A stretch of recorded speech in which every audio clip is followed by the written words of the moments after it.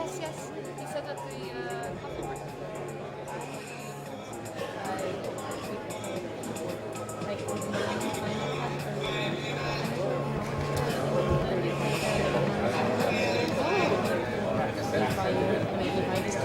Yeah, yeah, yeah, yeah, yeah.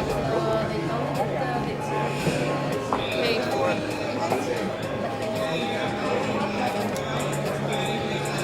They should put it back in. But you should contact, the person, Geraldine. You should explain to her. Yeah, yeah, no, don't worry. Yeah, yeah. Yeah, she'll take care of that. No problem. Yeah, no, please, we don't want you out of pocket for coming here.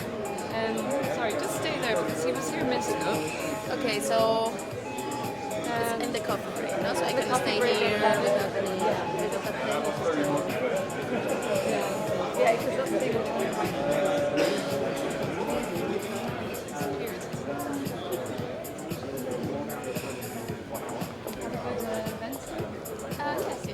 It's nice.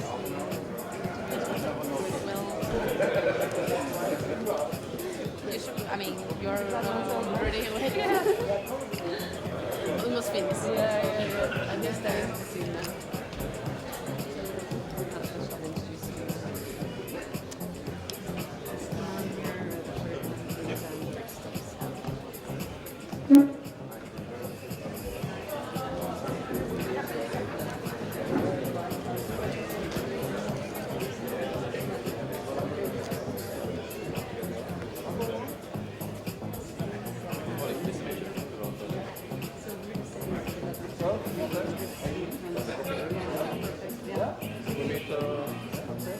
Yeah, I think so. In the cafeteria, it's here.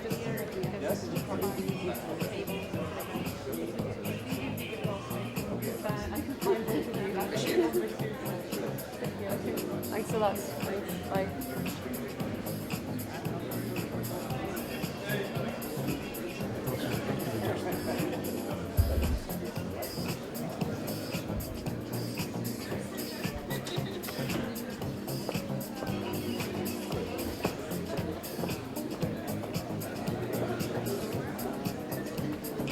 Tell me when we start.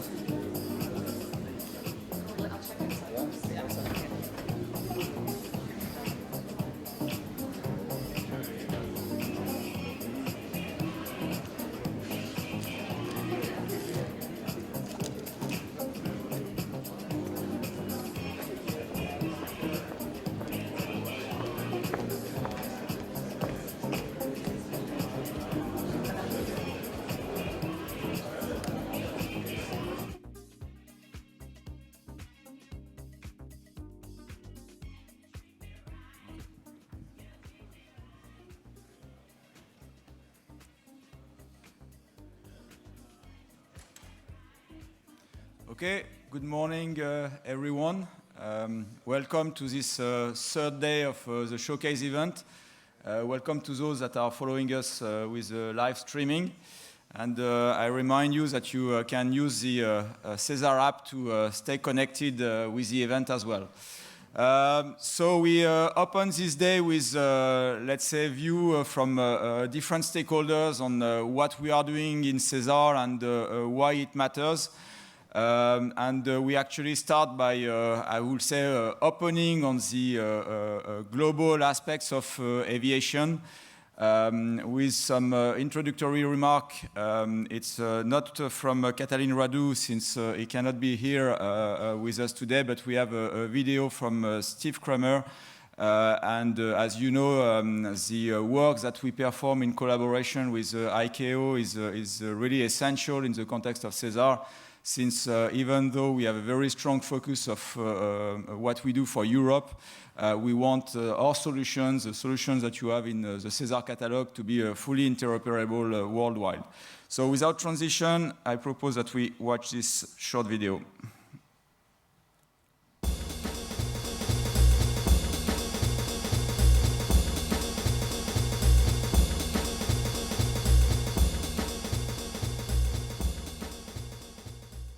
Greetings from ICAO headquarters here in Montreal, Canada. I'm Stephen Kramer, and I'm the Director of the Air Navigation Bureau at ICAO. It's my pleasure to address this SESAR showcase taking place in Amsterdam.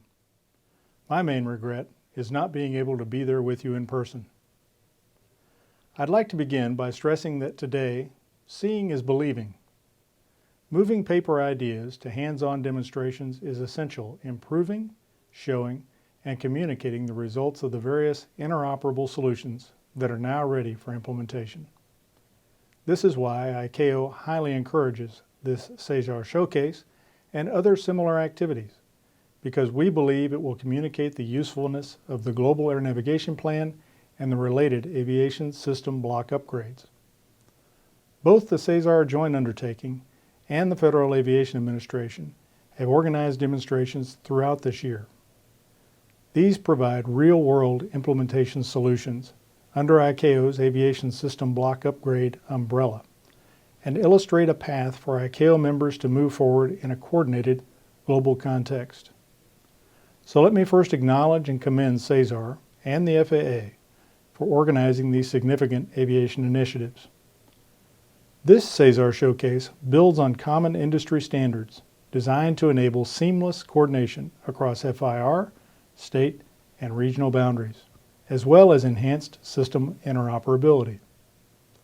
These efforts are necessary for aviation optimization as it shows the potential benefits of the ASBOs, offers lessons learned to support ICAO member states, and reinforces the fact that technologies like SWIM have arrived and are already accessible to all states and the aviation industry. Specifically, System-Wide Information Management, or SWIM, allows for the sharing of information at the right time and to the right people, which is an essential enabler for future capacity-enhancing ATM applications. To achieve this, aviation and ATM systems have to be interoperable and harmonized through standardized data models and the free global exchange of data. This is a key step towards a more data-driven, safe, cyber-secure, and seamlessly coordinated environment, which is at the heart of the ICAO Global ATM operational concept and the vision of future ATM systems. From the ICAO perspective, and in the context of this event, being able to see SWIM through real applications across diverse systems is critical to understanding the SWIM concept and its real-world operational benefits. Because of the importance ICAO places on SWIM, we have now established a dedicated program office to support SWIM development in a more coordinated and expedited manner. The main task ahead is the completion of the SWIM concept, with expected applicability of the SWIM governance and architectural components by 2018. Once architectural and governance is determined, the full development of meteorological, aeronautical information management, communication, and flight and flow components can be built in a coherent manner. After this, implementation rollout can then be effectively undertaken. The air-ground dimension of SWIM will be phased in at a later date, as airborne participation is added to the SWIM community. While a service-oriented architecture enables ATM service providers to deliver global interoperability, and governance permits harmonization, the SWIM concept neither prescribes nor expects a single global application. Instead, the concept allows for a standard implementation of specific components when and where required. Rest assured, ICAO is monitoring early SWIM implementation in every region to ensure that it is commensurate with the global concept. In closing, allow me to again commend SESAR, in collaboration with its global partners, for organizing these important forums and for providing the opportunity to see firsthand how SWIM applications will improve information exchange with all aviation stakeholders. I am grateful for the opportunity to speak to you and wish you all a very successful event.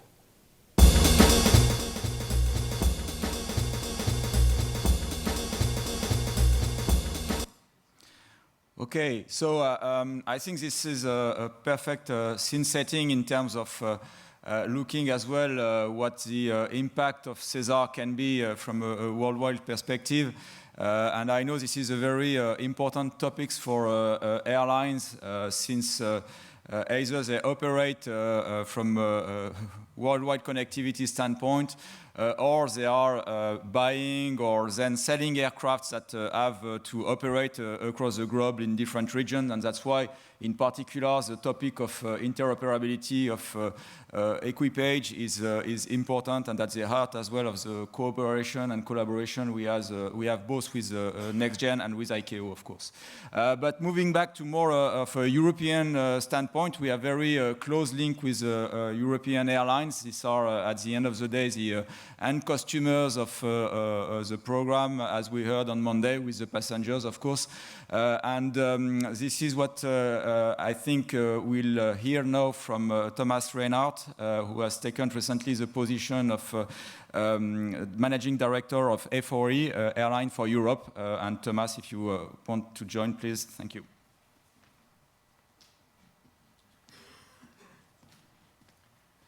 Thank you very much, Florian, and thank you to the entire organization for giving me the opportunity to talk about A4E, and of course also talk a little bit about, which of course you hope, what we intend to do with regards to SESAR and the further developments.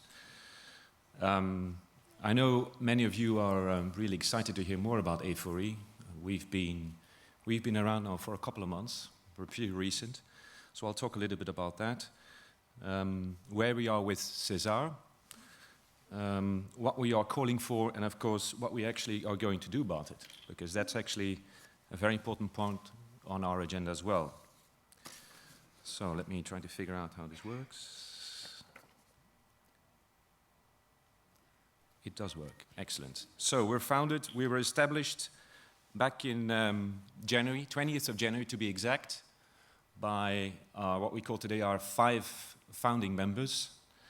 I think we'll show a little bit of that. Our 5 founding members, which are still today the 5 largest airlines and airline groups, which is IAG, Air France KLM, the Lufthansa Group, the entire Lufthansa Group, EasyJet and Ryanair, founding members. So those 5. So the exciting thing is that, and that's so special about A4E, is that this is a hybrid association. It's the first time in Brussels history, I should say, that at this scale, at least, that we brought together the LCCs and the legacy carriers in one European association, one EU lobby group. So that's new.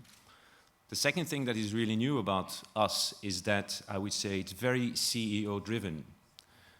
As some of you may know the Brussels landscape, and I'm sure also people, our colleagues from SESAR and the European Commission, many of the associations are driven by people like myself, which of course is good, but that's not what I mean. Our strategy is driven top-down, not bottom-up. This is not an initiative about a lobbyist that wakes up one morning and say, wouldn't it be great to have yet another airline association in Brussels? No, this is clearly driven by the CEOs, and there's a reason why we have a new airline association. The reason is that our 5 founding members and the CEOs of these members feel very strong about it. We're not happy the way lobby actions were being conducted in Brussels. So the pressure is of course on us and my team, to show results. The numbers are quite impressive. You know, when we started, we represented with our founding members 50% of the passenger market. Today we are 9 members, but as you can see, the Lufthansa Group, for instance, is 1 member. And if you start counting the brands and the airlines in that, today we have probably more than 20 airlines in there, but we are modest. We talk about 9 members. Today we represent roughly 60% of the passenger market. And the interesting thing is it's really hybrid. So really everyone is welcome. It's not only about the founding members, about the largest airline companies, at least from a passenger perspective. It's also about, if you look at the list, the guys who are involved in the leisure business, and really about very small airlines as well. So everyone is welcome. So I think that's probably enough in terms of an introduction. I think you'll hear a lot more about us, of us, in the next couple of months. There are certain movements going on in Brussels, in the association landscape, which will lead to the fact that we most probably will get more members very, very quickly. And of course, we have been quite active on particular issues, on many of our top priorities in the press, whether it's tax issues, whether it's the disruptive impact of ATC strikes. So watch that landscape, there is more to come. But now, basically to what I'm here to talk, basically the purpose of this conference, which I think is an excellent initiative, of course, to take stock of where we are. So basically, to start with the single European sky, of course, it's not a secret to anyone, and certainly not to anyone in this room, that the FABS concept has failed, and that we still do not have an independent performance oversight. I think the second point is that, as far as A4E is concerned, that we'd like to see some real progress on all of the areas of the SESAR program. The solutions developed by SESAR, that SESAR R&D program, need to be deployed as fast and as efficient as possible, of course, but to bring really tangible benefits. And this is really important to us. Tangible benefits to the users, that's us, the users of the airspace. And we can count, of course, on the SESAR deployment manager. It's very important, performing its planning, its implementation, and the synchronization task to deliver the expected performance we all need for the ATM system in Europe. Another point is that we very much appreciate some of the positive examples that are around. Just to name one, the time-based separation in the UK, of which, of course, you're aware, is this new system to separate arriving aircraft at Heathrow by time instead of distance, which radically, of course, cuts down. We've seen that in delays and reduces cancellations due to high headwinds. So we want to see more of those examples, practical examples, like improving efficiency of the system and reducing delays. Why? Because I can tell you that's what, of course, our CEOs, your CEOs, are looking for. They say, okay, we're spending all that money. We understand somewhere where it's going to, but at the end of the day, I want to see some results. And of course, that's like any P&L person would think. So that's important to keep on pushing that.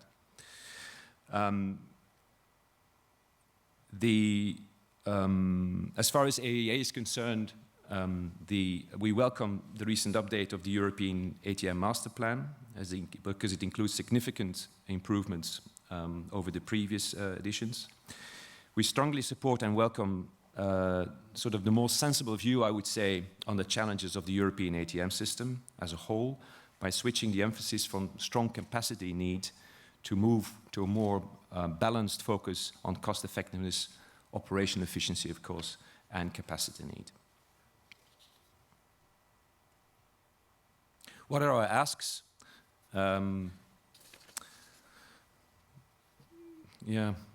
Again, I don't think there are big surprises there, but let me just list them again for you, excuse me. Let me start, first of all, referring to the European Commission's initiative of the aviation strategy, which, of course, we welcome very much. And of course, ATM, the improvement of ATM is seen as a big topic in the aviation strategy. But of course, as many of the European Commission documents, and I can tell you as a lobbyist, I've been around in the space, Brussels landscape for more than 20 years, although I did work for the European Commission.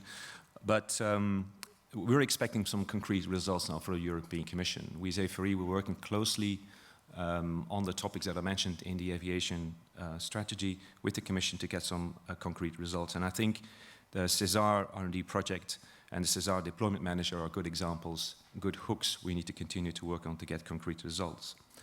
I think it's important to bring forward more rationalization, standardization, technology sharing, certainly in order to provide more flexible and more cost-efficient operations. And of course, global interoperability has been mentioned by Steve before. Global interoperability must be ensured through this modernization process, because our business is, of course, a global business.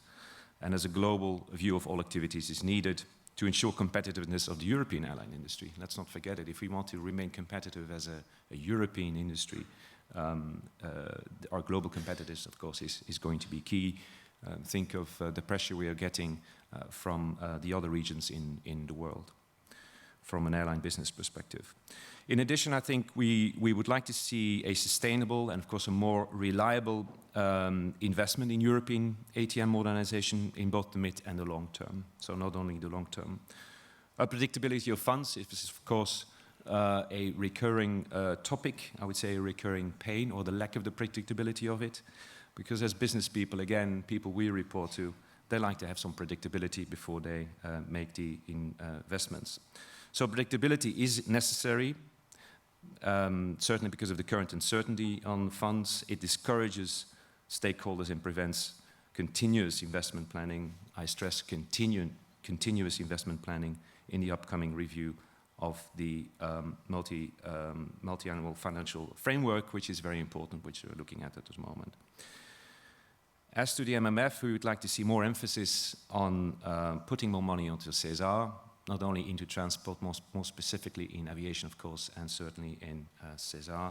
And my group is currently has started lobby activities on this as we speak.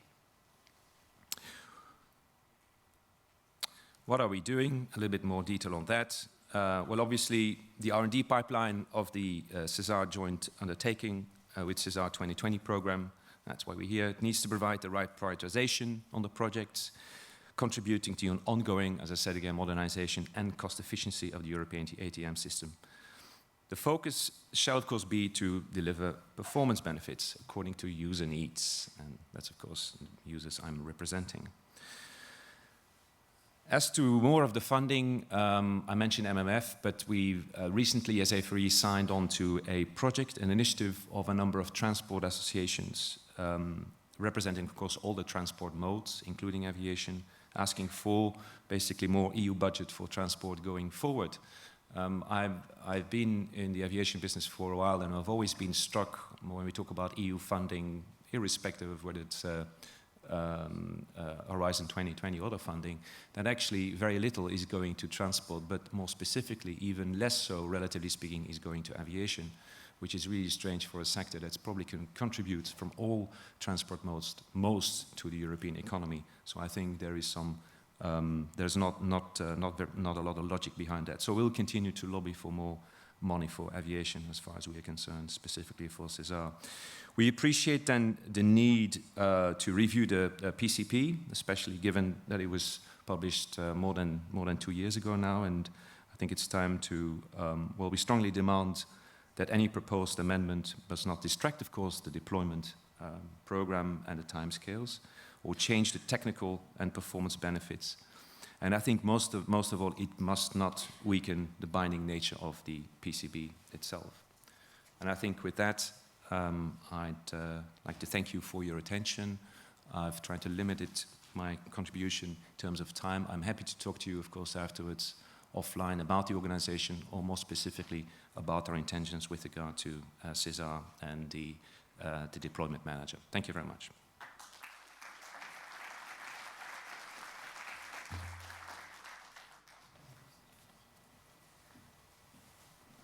Thank you very much, Reinhard. And it's really, I think this dialogue that you've mentioned and the kind of objectives that you've mentioned for these newborn associations are very important to us in the sense that it's very important we have good interlocutors.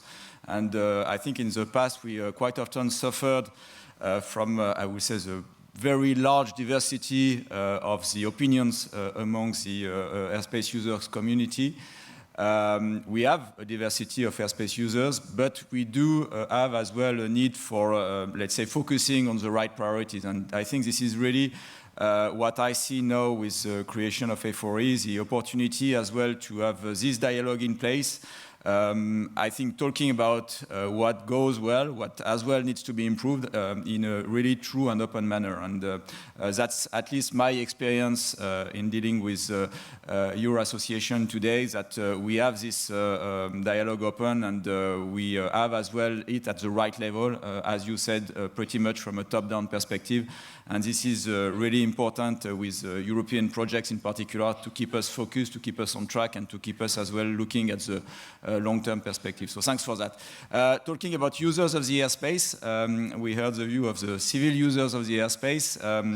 We will now move to an important as well player in the domain of air traffic management and aviation at large, with the view of the military, if I may say so, that are not only users of the airspace, but operators of the airspace for all sorts of different purposes, training, but as well, of course, defense of the territory. territory and a lot of public missions as well, which are attached to that. So it's important as well in that domain to have a reliable and I will say the right interlocutors, and this is a cooperation now that we have in place for quite a while with the European Defence Agency, which has proven very useful, including recently with the update of the master plan. And to tell you more about it, I would like to welcome on board Roland van Reitbroek, Director of Cooperation Planning and Support at the European Defence Agency. Roland, please. Yes. Thank you, Florian, for this introduction. Let me first start, ladies and gentlemen, by saying that I'm very pleased to be here today on the final day of this splendid SESAR showcase event here in Amsterdam that closes an important part of what is, I think, a collective effort to deliver technology solutions for the goals of the single European sky. Let me also take the opportunity, first of all, to very much thank SESAR Joint Undertaking and Florian for, say, the excellent dinner that they hosted yesterday evening at an exquisite event. I think on behalf of all who attended, we enjoyed it very much. The European Defence Agency, in its role as interface of the military community and as facilitator coordinating military views, is committed to take its part and has taken its part so far already in sharing awareness among military stakeholders, in enabling military contributions to be exploited and the concerns of the military to be given full consideration, in reaching also a common view whereby we can align civil and military needs. From this perspective, I would like to sincerely thank the SESAR Joint Undertaking for their continuous effort to liaise with the military through the European Defence Agency. This has notably allowed for a proactive participation of the military community in the master plan update campaign through a newly coordinated approach between the European Defence Agency, NATO and Eurocontrol. We trust that our cooperation with the SESAR Joint Undertaking will be further reinforced in the next planning cycles with the establishment of the Master Planning Committee. The same goes for important topics such as remotely piloted aircraft systems and cybersecurity, which I'll come back on in a short while. As Single European Sky evolves, there's a clear and continuous need to understand and anticipate its potential impact on the military and to provide for proactive coordination and cooperation with states and international organizations. This is necessary to avoid adverse impact on national and collective defense capabilities by ensuring timely identification of potential mitigations. It also serves to improve civil stakeholders' awareness of certain military specificities, thus contributing to a better mutual understanding and improved cooperation between civil and military stakeholders who share a single European sky. With this in mind, we have made considerable efforts to evolve from mostly reactive military positions to a more proactive involvement in Single European Sky, allowing the military community to collectively be involved upstream in the process. In this regard, the recently established EDA SES Military Aviation Board, SMAP as we call it in short, should prove to be a valuable instrument to ensure the necessary national involvement up to the appropriate decision-making levels in capitals, with a privileged role for the European Union Military Committee. In addition to that, the three-step coordination mechanism with NATO and Eurocontrol that I already referred to remains a key element in EDA's facility role within the military community. During the first meeting of the SMAP on 31st of May, the states have agreed to develop a European military aviation strategy. This strategy and the deriving military aviation action plan aim at ensuring early awareness and upstream involvement of the military in civil rulemaking through close cooperation with EASA and the Commission. On the agenda today, I see many important issues. Performance, a driving factor, of course, for civil aviation, but certainly not without importance for the military. SESAR deployment, and of course the challenges of SESAR 2020. With regard to performance, there is an interesting debate ongoing on the future reference period. And I should like to thank the Commission and the PRB for associating the military community to join this discussion through the European Defence Agency. Based on the Single European Sky framework regulation, in which the military were identified to play a key role in the flexible use of airspace, the military have already contributed to an improved management of airspace use in previous reference periods at both local and regional levels. The question is now, how can we move forward, notably in the performance domain, and we're very much looking forward to contributing to the discussion on this issue. Performance also leads to another question more related to SESAR deployment, which is how to ensure a holistic approach from planning to deployment, including for Connecting Europe Facility finance grants. In this respect, Ministers of Defense already made a very big and considerable effort in putting forward 24 military projects in the context of the 2015 INEA call. And these 24 projects represent a collective investments of Ministries of Defense of 240 million euros, potentially hoping for co-funding from the Commission, of course, for an amount of 85 million. We look forward to the results with you. I think that will hopefully be known in the coming weeks. Speaking about challenges for SESAR 2020 now, two immediately come to mind, which I briefly mentioned in the beginning, RPAS and cyber. With regard to RPAS, there is an evident interest, in our opinion, to progress R&T efforts in accordance to a dual-use logic.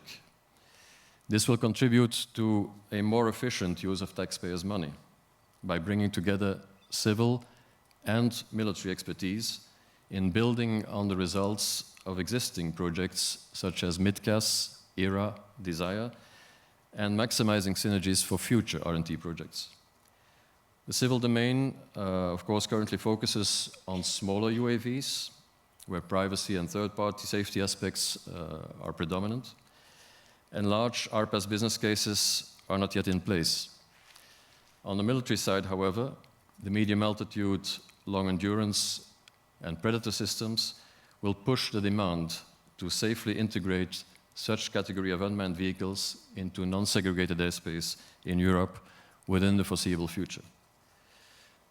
Without a dedicated and well-coordinated process between civil and military, more time will be required to find solutions for RPAS traffic insertion, with a high likelihood that these solutions might be imperfect or partial, if not dealt with in close cooperation.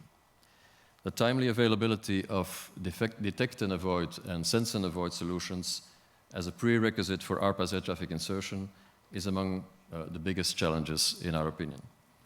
Adequate funding will be key, as well as the identification of the necessary regulatory requirements. Global harmonization with other major stakeholders, such as the United States in this context, is equally important from the point of view of interoperability. EDA has been tasked by Minister of Defense to develop a common civil-military roadmap for RPAS air traffic insertion in close cooperation with the Commission, the SESAR joint undertaking, and the EASA in the perspective of a dual-use RPAS regulatory framework. RPAS air traffic insertion will, of course, not be achieved without cybersecurity. And this is another of the main challenges, in our opinion. And there again, in the absence of a business case for mid and large sized RPAS, little has been done so far in the cyber sector. Nevertheless, civil and military will have the same level of requirements in this regard, and therefore here again they have an interest to coordinate their efforts in order to avoid duplication. The development of regulation and standards with regard to cybersecurity needs to be well balanced to maximize safety. In this regard, an acceptable level of risk based on vulnerability assessments and protective measures remains to be determined and mutually agreed. Hard standards in this case could be considered to generate a false assumption of safety, in our opinion. By way of conclusion, I put it to you that many challenges lay ahead of us that require trust and efficient cooperation between civil and military actors. In shaping this cooperation, the European Defence Agency is formalizing its relationship with key stakeholders through memoranda of cooperation. A first MOC was signed last year with the SESAR deployment manager, and we will soon be signing another one with the SESAR joint undertaking. We're also in the process of formalizing our close cooperation with Eurocontrol and with EASA.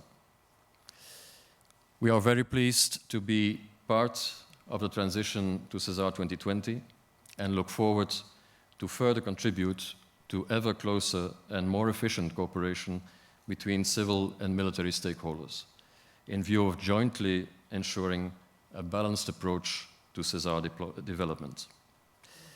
I would like to leave you with this, thanking you for your sustained attention and wishing you a fruitful and inspiring final day of this great SESAR event in Amsterdam. Thank you.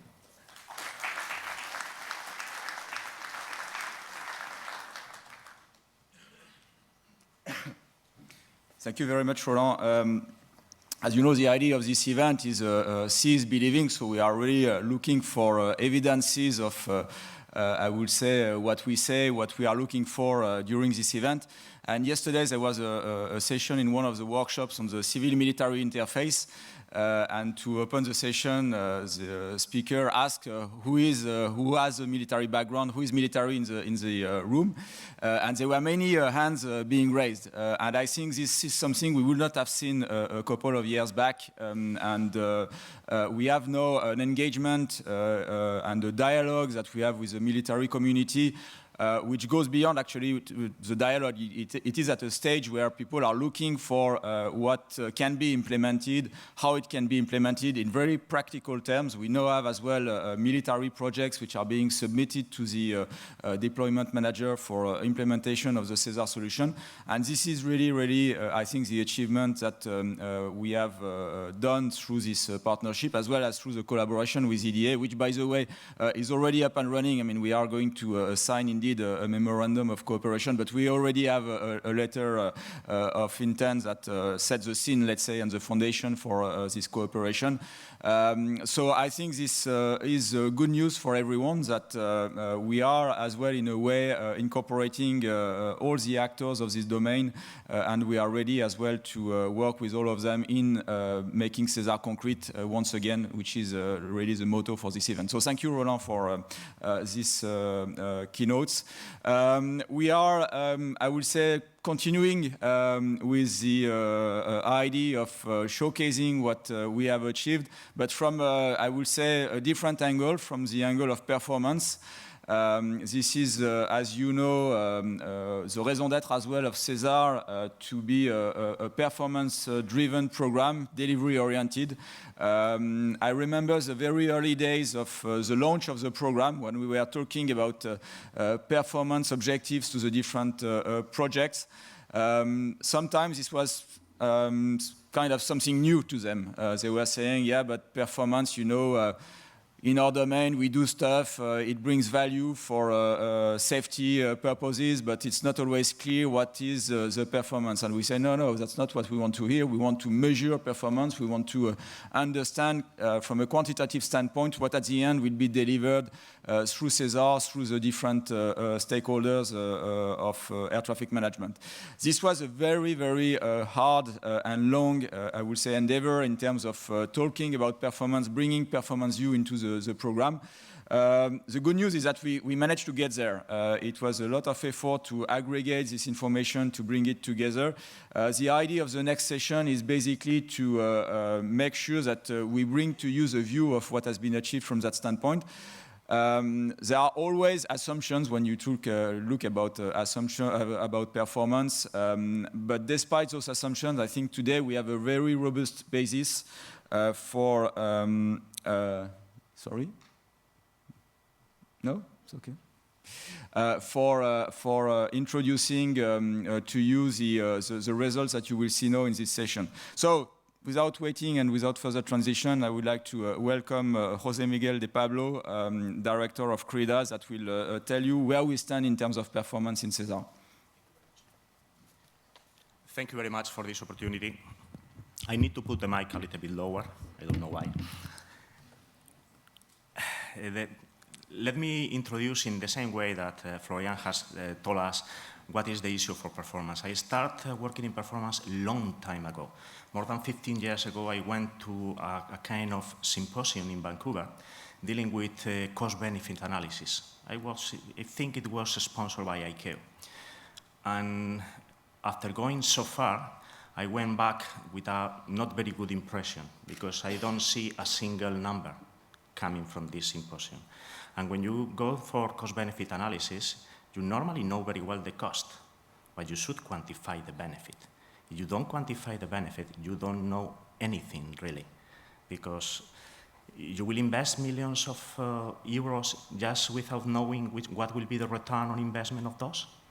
That's what is about performance. And I was very happy when I see that SESAR, as you see there, is a performance-driven approach. So we have to measure performances. Okay, let me try to go.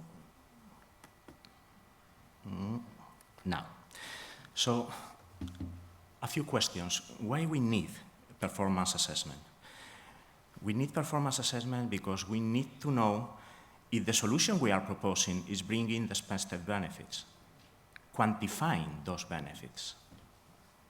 We need to know because we need to know if those solutions are really ready for deployment or are just on the drawing board and far away from being deployed. And we need to know if there are drawbacks or things that has to be improved on those solutions. If you agree on these three principles, at the end we will review if during the presentation that is just a summary of what has been done in SESAR in terms of performance, it's just 15 minutes, so it should be a very high-level summary.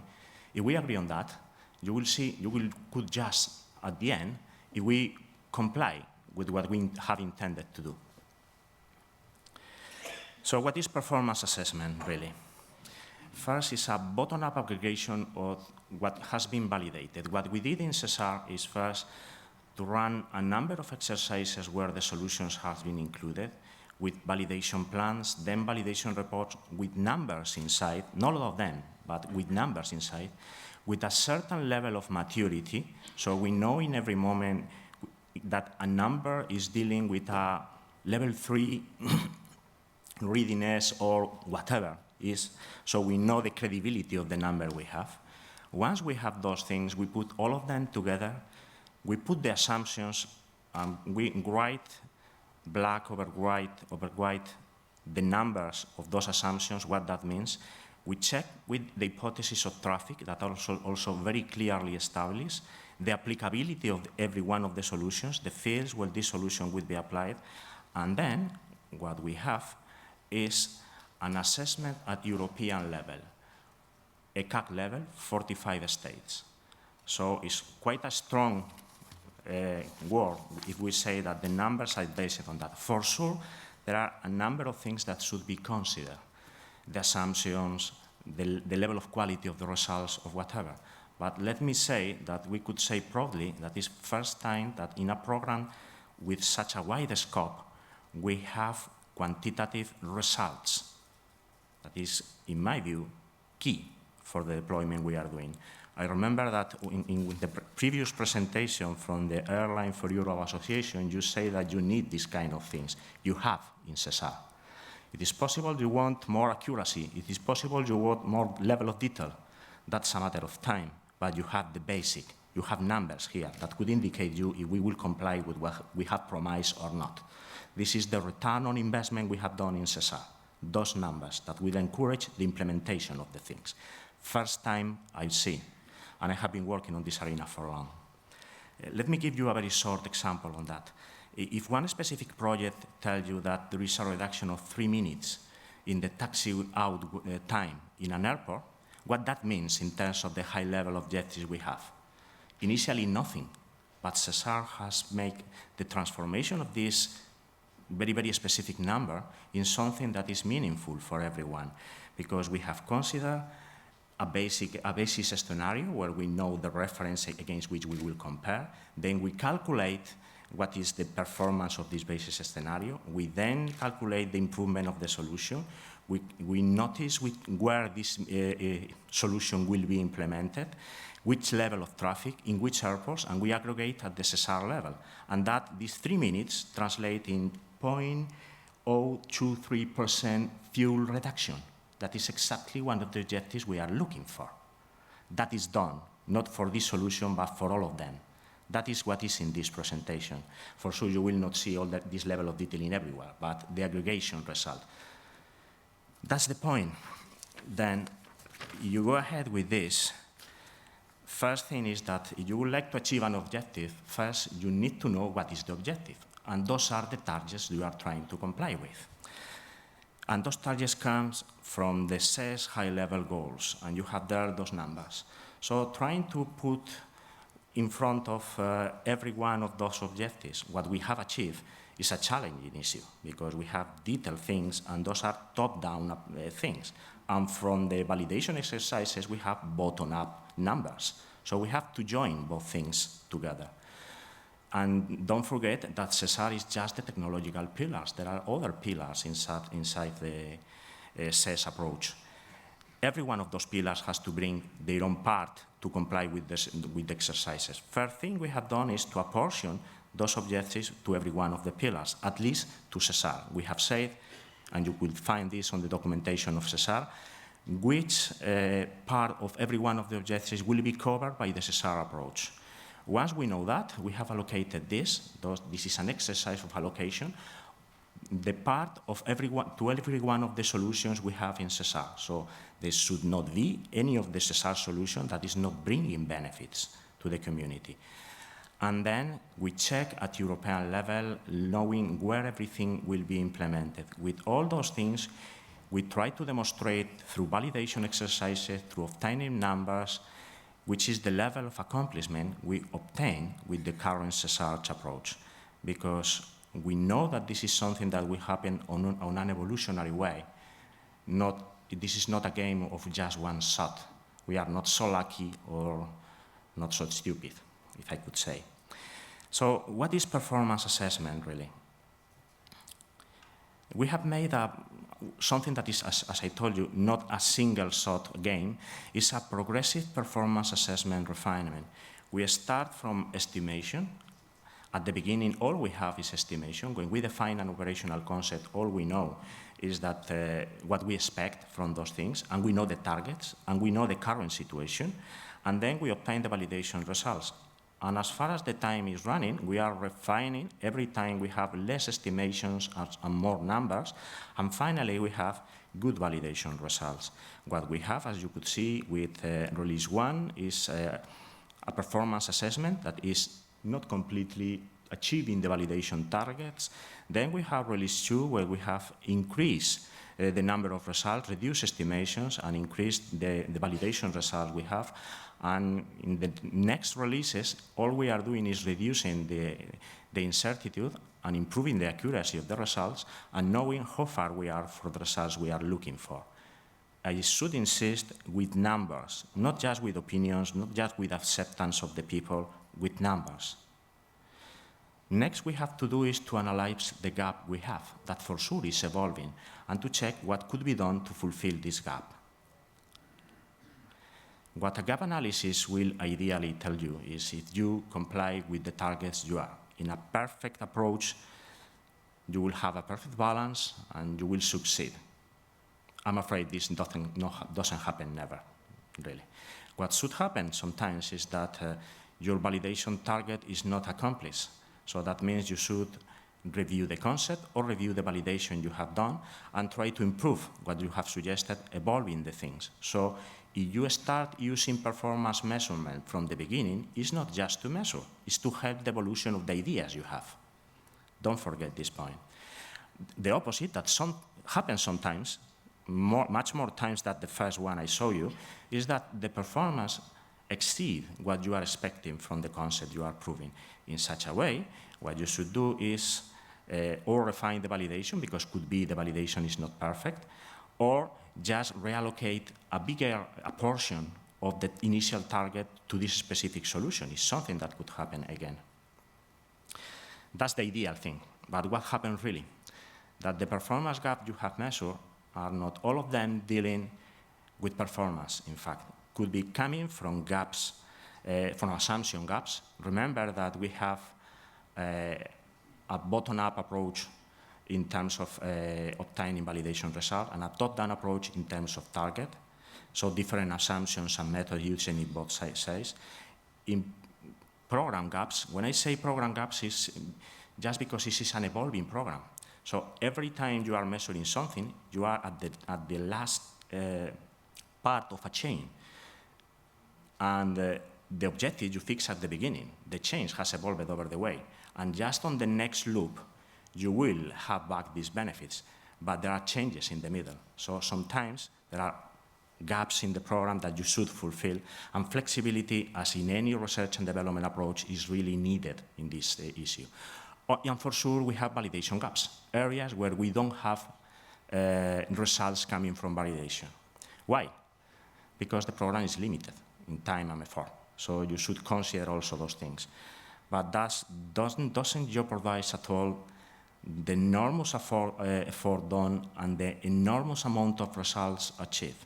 It's not complete, but it's first time. So I proudly say that the approach we have done for performance are firmly established the basis for performance measurings in research and development projects for the future, at least in ATM. What we have measured? We have measured a number of indicators that are key for us: fuel burns, peak airspace capacity, peak airport runway capacity, block-to-block flight execution variability, flights managed per ATCO. So things that are clearly quantified. And you had the definition of those things and the way in which those things has been measured. Those are the key performance areas where we have been working to add on all the benefits we have tried to demonstrate during the project. There are additional ones that just appear while we are running the project, but are not so well quantified. Let me not to go one by one over those performance areas. So we go right now to the nutshell of the presentation. This is the one you will remember probably when you finish, if I succeed, because it's the first one where you see the numbers we are talking about. About fuel efficiency, the target we have is to reduce the fuel consumed used by the aviation industry in 2.8%. It's not an enormous amount, but it's quite challenging. Airspace capacity, the target is to increase 34%. Airspace capacity in TMA, 30%. Airport capacity, 10%. Predictability, 33%. And controller productivity, nearly 20%. That is quite a challenging thing. And what are the results we are obtaining through the exercise I have described to you? Those are the results we have. Up to the 4 release, that is, we do not include here results coming from 2016. And as you see, we are covering and in some cases exceeding the objectives we have in a quantified manner. You see that we do not succeed completely with the fuel efficiency. There is something to come on 2060 for sure, but nearly 70% of that is quite a good result for our research and development project. We nearly succeed in airspace capacity en route. We exceed that in airspace in TMA. We exceed in airport capacity, a little bit less in predictability, and a little bit less, but nearby 80% or something like that in controller productivity. So those are numbers obtained aggregating what every one of the SESAR solution is doing at a program level, at an ECAC level. I could say it's impressive. So we feel we have succeeded. A few conclusions. I will not go one by one over those. For me, what is important is that it's the first time, with all the problems, with all the defects, with all the need to improve that we will address in SESAR 2020, where we want to have more accurate data and more data to prove all those things, we pass from a purely qualitative approach, in some cases, to a really performance-based approach based on data, quantitative data. So it's first time that we have done that. I hope we know the way now, and we keep doing this for the future. This is the performance baseline we will have for SESAR 2020. I'm not so sure about this, because what we know is what we promise. But the real performance baseline for SESAR 2020 starts when we measure the performance we achieve deploying SESAR 1. So one of the tasks we should do right now is to keep measuring every time we deploy a solution, what is the benefit we accomplish.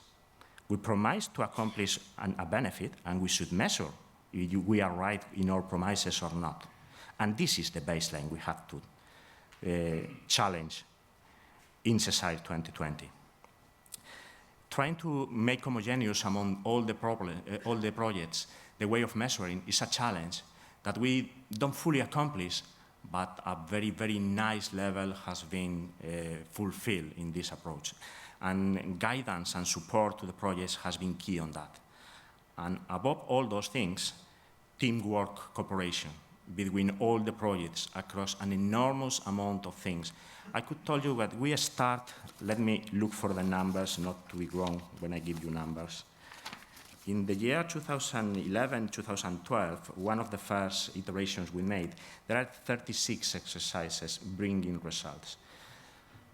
I have to tell you that the things has not been as beautiful as I presented from the beginning. Nearly none of those projects bring quantifiable results that we could use. Some of them, but very few. In the year 2012-2013, we have 26. When we finished this year, 2016, the total exercises run has been more than 200 exercises with validation results. If just half of them are providing quantitative results that we could incorporate here. Quantitative results, by the way, is not the only thing. There are other kind of things we should do for. If just half of them are providing quantitative results, that means we have integrated results from more than 100 projects. That is amazing for everyone. So without cooperation, this is simply not possible.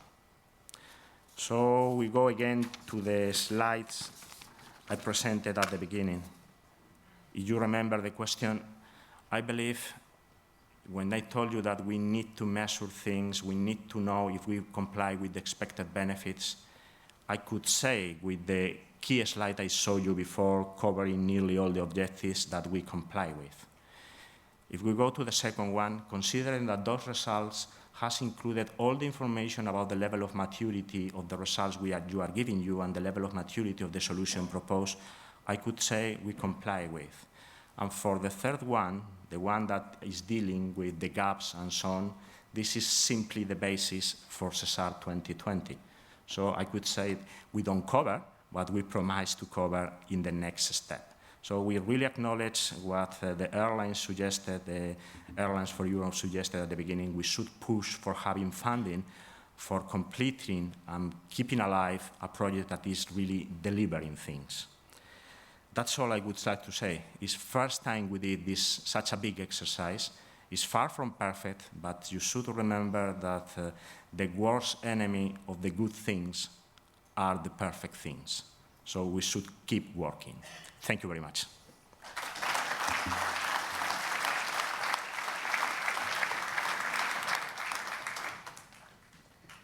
Thank you, Mr. De Pablo, for your intervention and a very thorough presentation on performance.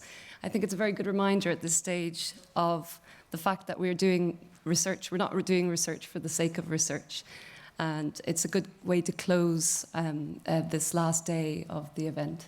But we're not completely finished yet. We've got 2 more sessions to go, and we've heard a lot about the R&D that's taken place in SESAR 1 over the last 8 years, and we thought it would be a good way to finish would be to summarize some of the achievements once again. And for that, I'd like to invite Philip Butterworth-Hayes, a journalist in aviation, known to all of you, I'm sure, who will then introduce the panel. Thank you very much. Thanks, Giona. Good morning, ladies and gentlemen. My name is Philip Butterworth-Hayes, and I'm an aviation writer, and for some reason, I've been asked to chair this session. Thank you very much indeed for staying with us. We're almost at the end of an intensive 3 days of celebration, debate, and education. And in this session, we'll be taking a high-level view of what's really been achieved in SESAR 1 and what remains to be done. But before I do, I would like to just take 1 minute to talk about the importance of SESAR, and not necessarily its importance to the aviation community. I've been writing about ATM for about 30 years now, and I've often wondered why. Well, it's very simple. There's no industry on Earth, perhaps with the exception of the nuclear power generation industry, where there are so many lives depend on the human and the machine's relationship, their harmony to work together. And what you're doing here in SESAR, and in other parts of the world too, but specifically in SESAR, is unique and it's historic, and it's pioneering. I don't believe that we are 10, 20, 30 years behind other elements in the aviation industry, as we are often told. We are 10, 20, 30 years ahead in many ways. And that's something I think you should all be very proud of. In the future, all industries will look at what we are doing and learn. SWIM, 4D trajectory, management, data link, integration of drones in controlled airspace are all concepts which will involve the development of new relationships between regional, global, space information networks and human decision-making. This is powerful and it's very dramatic. The trouble is the industry which you all represent is very conservative and very modest. It takes a lot of hits from other members of the aviation community, and it accepts them and it apologizes and moves on. I think sometimes you should stand up for yourselves and just say, we are doing pioneering, wonderful work here, and that should be recognized. So what have been the achievements? When SESAR was first proposed, I was, like a lot of people, extremely skeptical. I'd watched Eat Chip and the ATM 2000 plus strategy promise an awful lot, but not really deliver. So what was going to be different about SESAR? And it was only when we saw the ATM master plan that we actually realized, I think, that there was something tangible and there was something real here which we hadn't seen before. And I think we can't talk about that without paying a lot of respect to Patrick Key and his marvelous work that he did setting up this pioneering research work. What was different was that there was a link now between research and outcomes with clear targets and a financial stream. We all know SESAR is a technical pillar of the Single European Sky, but we also know that managing the program requires more than just technical expertise. It requires accurate and acute political relationship skills, and I congratulate Florian and his team for the catalogue of success stories which could only have been achieved through intelligent, pragmatic, and skillful management in many different areas.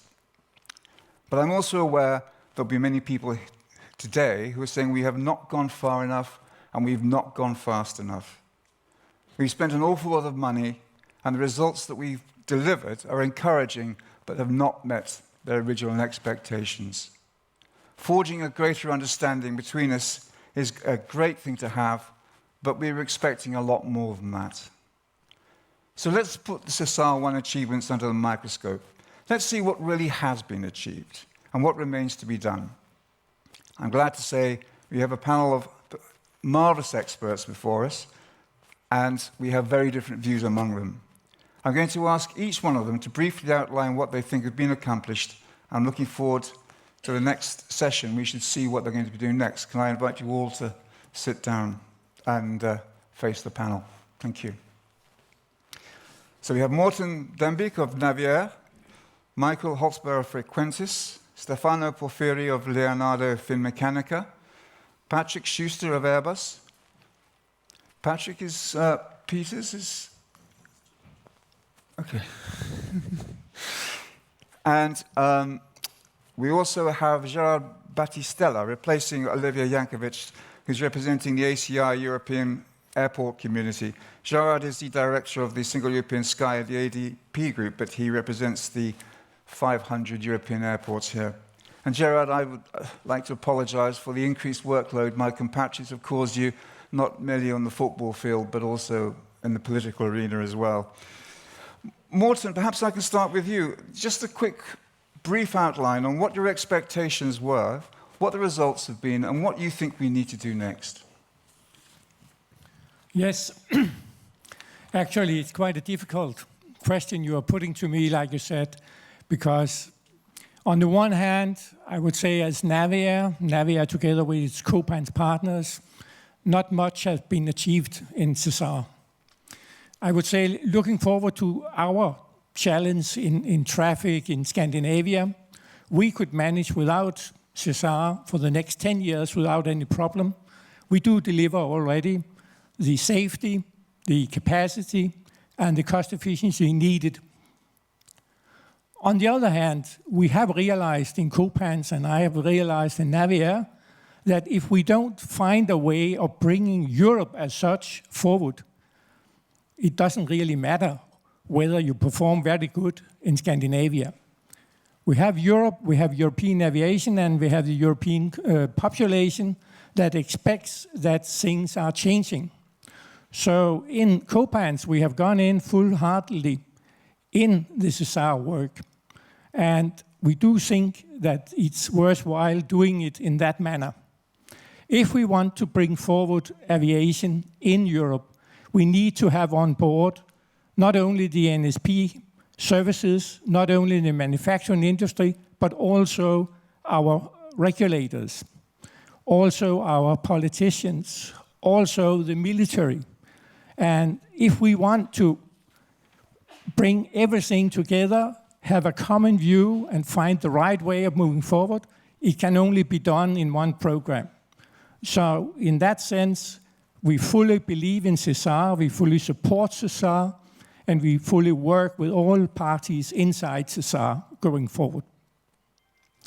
That being said, I think it's also important to realize that if we want to have a more efficient aviation industry in Europe, it's not only a matter of having efficient systems, there are other things that matters. It's quite important, in my view, that we, with all respect to the military, have more military airspace available for civil use, or at least have the military airspace available on a much more flexible manner than today. Also, and that might be the most important thing to us, is that it is important that we go forward together with our employees. It's important that we involve our employees in a much more integrated manner than what is being done right now. We will not be able to deploy things if it's not done in an integrated manner with the employees, so that we have the full support of the employees whenever we want to implement new functionality. We could lose an awful lot of money on systems if we are not taking care of the social dimension here. Thank you. Yeah, that's a very good start. Thank you. Michael. All right. Thank you, Philip, and also thank you to Florian and the SGU for inviting me here. So I'm quite happy to talk here today about SESAR achievements. Actually, during the last 2 days, we've heard already quite a lot about SESAR achievements. So we've been talking about the good collaboration between the SESAR partners, and that's actually one point I'd like to start with putting emphasis on. So it's not only about the collaboration for making the vision of Single European Sky reality, but also in terms from a manufacturer perspective, the collaboration, the joint effort we put into making SES reality helps us to strengthen European economy. So whenever we, as a European industry supplier, are somewhere outside of our region, outside of Europe, we see more and more customers, our ANSPs, approaching us and asking, come on, I see you're contributing to SESAR, so they assume that whatever we are doing is implicitly SES certified, is in line with ICAO standardization, with the ASPUs. And this actually helps to represent Europe on a much broader scope. Second point I'd like to mention here is the technology innovation. So we've heard yesterday, for example, from Professor Scheule, that there are already 17 solutions in operation out in the field. So yes, we've done a tremendous job, and just to mention one additional example also being discussed yesterday, the topic of remote tower. Just a few years back, so less than 10 years back, there has even not been an idea of a concept what remote tower would mean. So now we've seen already deployments, we've seen remote tower in operations. In addition, also more technology related, so for us as manufacturer important, of course, is the future ATM architecture. So we managed to start discussing a complete new view on how an ATM architecture will have to be built up. So just reminding us some 10, 15 years back, each of us manufacturers had their own system architectures in mind, of course, for a good reason. We all have to differentiate between ourselves and the other manufacturers. But now SESAR brought us together. SESAR allowed us to discuss more open architectures, service-oriented architectures, and we've seen actually yesterday already a very good step forward in the presentation for virtual center topics. So service orientation, swimification allows us to really lift the ATM architecture to the next level. So we're discussing then in SESAR 2020 not only the architecture, but also the applications put on the architecture. So virtual center for sure is for SESAR 2020 a very hot topic. The fourth point I'd like to mention here is about lessons learned. So a huge achievement of SESAR 1 actually was that we are now open to really discuss what did we learn out of SESAR 1, both in terms of technology, but also in terms of processes. How do we talk to each other? How do we interact with each other within the ATM community? So in terms of technology, just to mention here one concrete example, the role of voice communication. So being a voice communication manufacturers, we experienced in SESAR 1 that actually everyone at the beginning of SESAR 1 said, voice communications is a mature technology, so there is no need for further discussions. Now we learned that new concept of operations also need, show the need that technology will follow. So just thinking on sectorless ATM, for example, in such a concept, there is also a need to change the technology for voice communication. So we learned, yes, that there are assumed major topics which we have to reopen and integrate into SESAR 2020 research and applied research topics.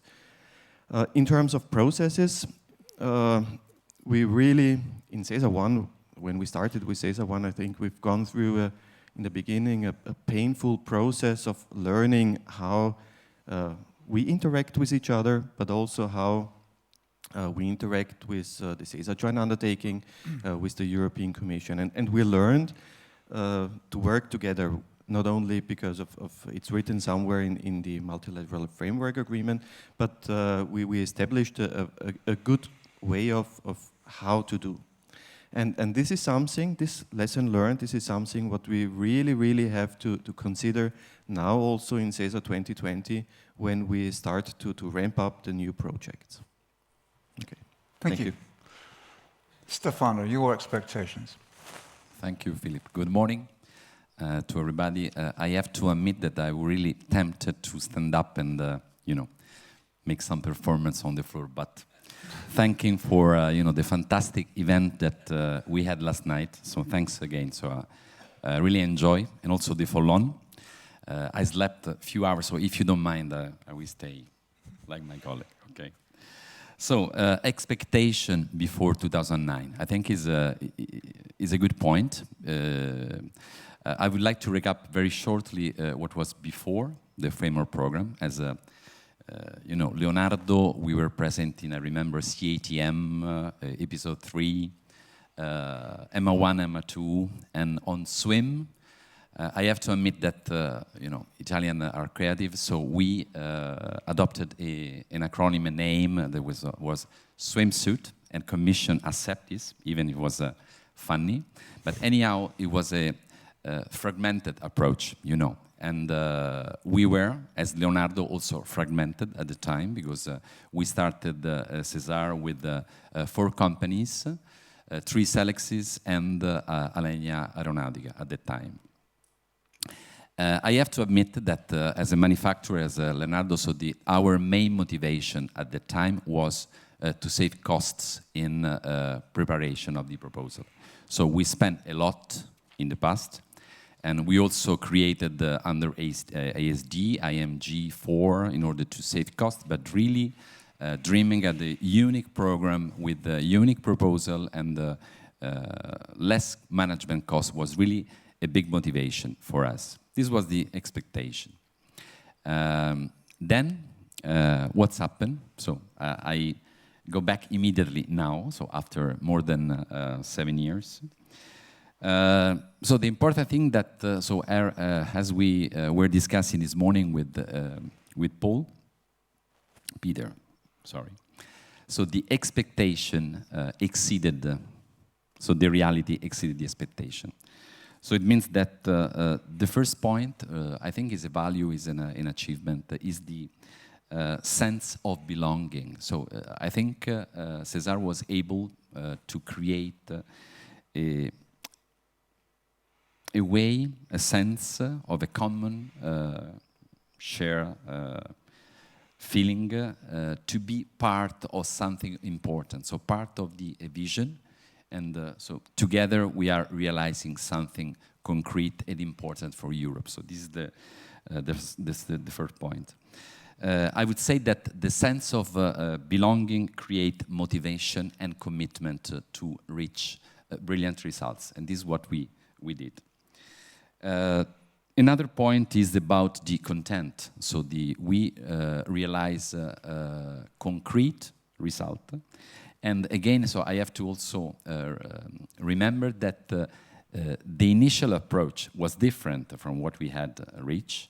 And there was a phase where ideas, like, for example, releases and exercise, but at the end, so altogether, we found a really engine that is able to deliver year by year and so on. Yes, a lot of notes, not from myself. Another point is about partnership, but I'm sorry that Jacopo is not here, because I think that the right word is competitive partnership. I think this is the value, because competition is stimulating ourselves. So we are, especially from the manufacturing industry, we are competing, and this is a way to do things better, like at school, you see. Try to, to be the first in class, and so on. What's next? Oh, sorry, I forgot another important point.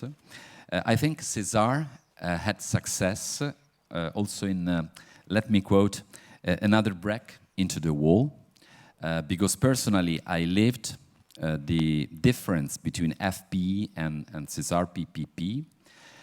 So the distinction, the wall between project officers and the coordinator, the consortium with the coordinators. So I think this is, again, a unique, I don't know Galileo, but so in my experience, this is a unique approach. And this kind of breaking wall, so is absolutely a benefit in order to again, to be committed to reach a common result. About the what's next, I would say, so I'm not going to speak about SESAR 2020. There will be another session, and so I think that yes, so we want to keep the values that we have reached up to now. We want to improve. We want to have more. So I don't know, Philip is now, but there are some ideas for the future that I would like to. Perhaps we can move on to those as part of the next session. Okay. Okay. You could hand the mic over, and we'll have a view from Airbus. So hello everyone. At the end of this 3-day, what else to say? Difficult. I took some notes yesterday night after the wonderful dinner and event. And starting first from some background, at the first session, Simon McNamara from ERA was talking about SESAM a little bit. And just to give some background on that, to launch SESAM, there was already some work before, as you said. After ATM 2000 plus strategy, there was a fragmented research in Europe with various projects. It was really difficult. And in ASD, manufacturing industry, Thales, Indra, Selex, with another name at that time, but doesn't matter. Airbus, British Aerospace was also on the put some ideas on the table, good echo from the Commission, and the Commission launched SESAM. SESAM opens the door to all the other actors, and now we have a SESAR which produces some jewels. And for me, what is next is on our side, industrialization and deployment. And I hope that manufacturing industry will still be a key actor in this area. Now, if I look to SESAR, what is really, and I will not repeat what was said by everybody, but the main act was working all together. That's a real key achievement. Even if we were in some areas in a competitive situation.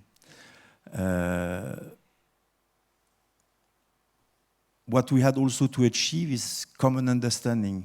Life cycle, when I took from SESAM to deployment, in 15 years, we have completely different life cycle. In the same time, Airbus, we developed A350, A380, A400M, and on the ATM side, it's much more difficult. We have not achieved so much in 15 years, even if some results are there. So one of the major results, okay, master plan, very good. It gives visibility for future business. It's very important. One very topic we have addressed at our level, it was also pilot, controller, staff association. We coordinated a lot, and I just want to advertise on the human factor paper, automation in the field of air traffic management, discussing with those two communities and opening the books. And I think it was quite successful, and I think it's a good pillar for next research activity. Of course, one of our main involvement and target was the game changer, what we are believing as an airframe manufacturer, closing the loop between the aircraft and the ground, trajectory management. We made a lot of topics. We succeeded in some coordinated flight test trials. We made 3 in 6 years, so 1 every 2 years. We have launched Pegasus thanks to our ferry flight. So 50, I would have hoped much more, but it was from a logistic point of view quite difficult to to ensure more, but we made 50, 60 flights. So we are progressing in this area. And now for us, it will be key to involve the actors for more validation and, specifically large-scale, what we call the very large demonstration. That was a key achievement for us. One other main aspect was process.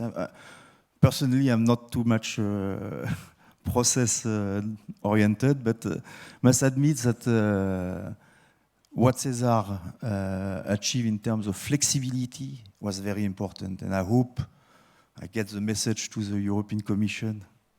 I hope that we get still this flexibility, because for such long programs, we have so many topics, new issues, new risks to manage. We need flexibility to rearrange the program when necessary. Just to give flavors, during the learning curve of SESAR between the members, we had to put in place tiger teams to better understand what was the objective of each of the member in terms of achievements.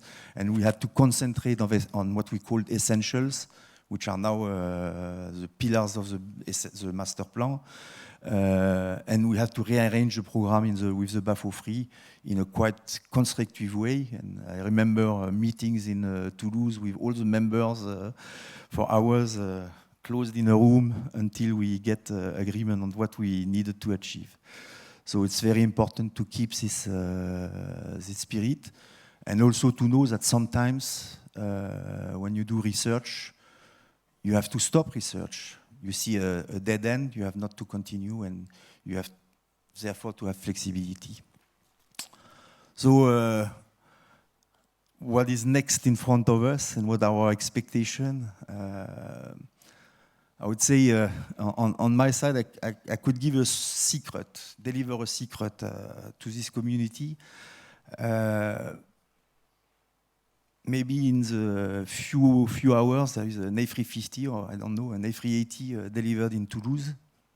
And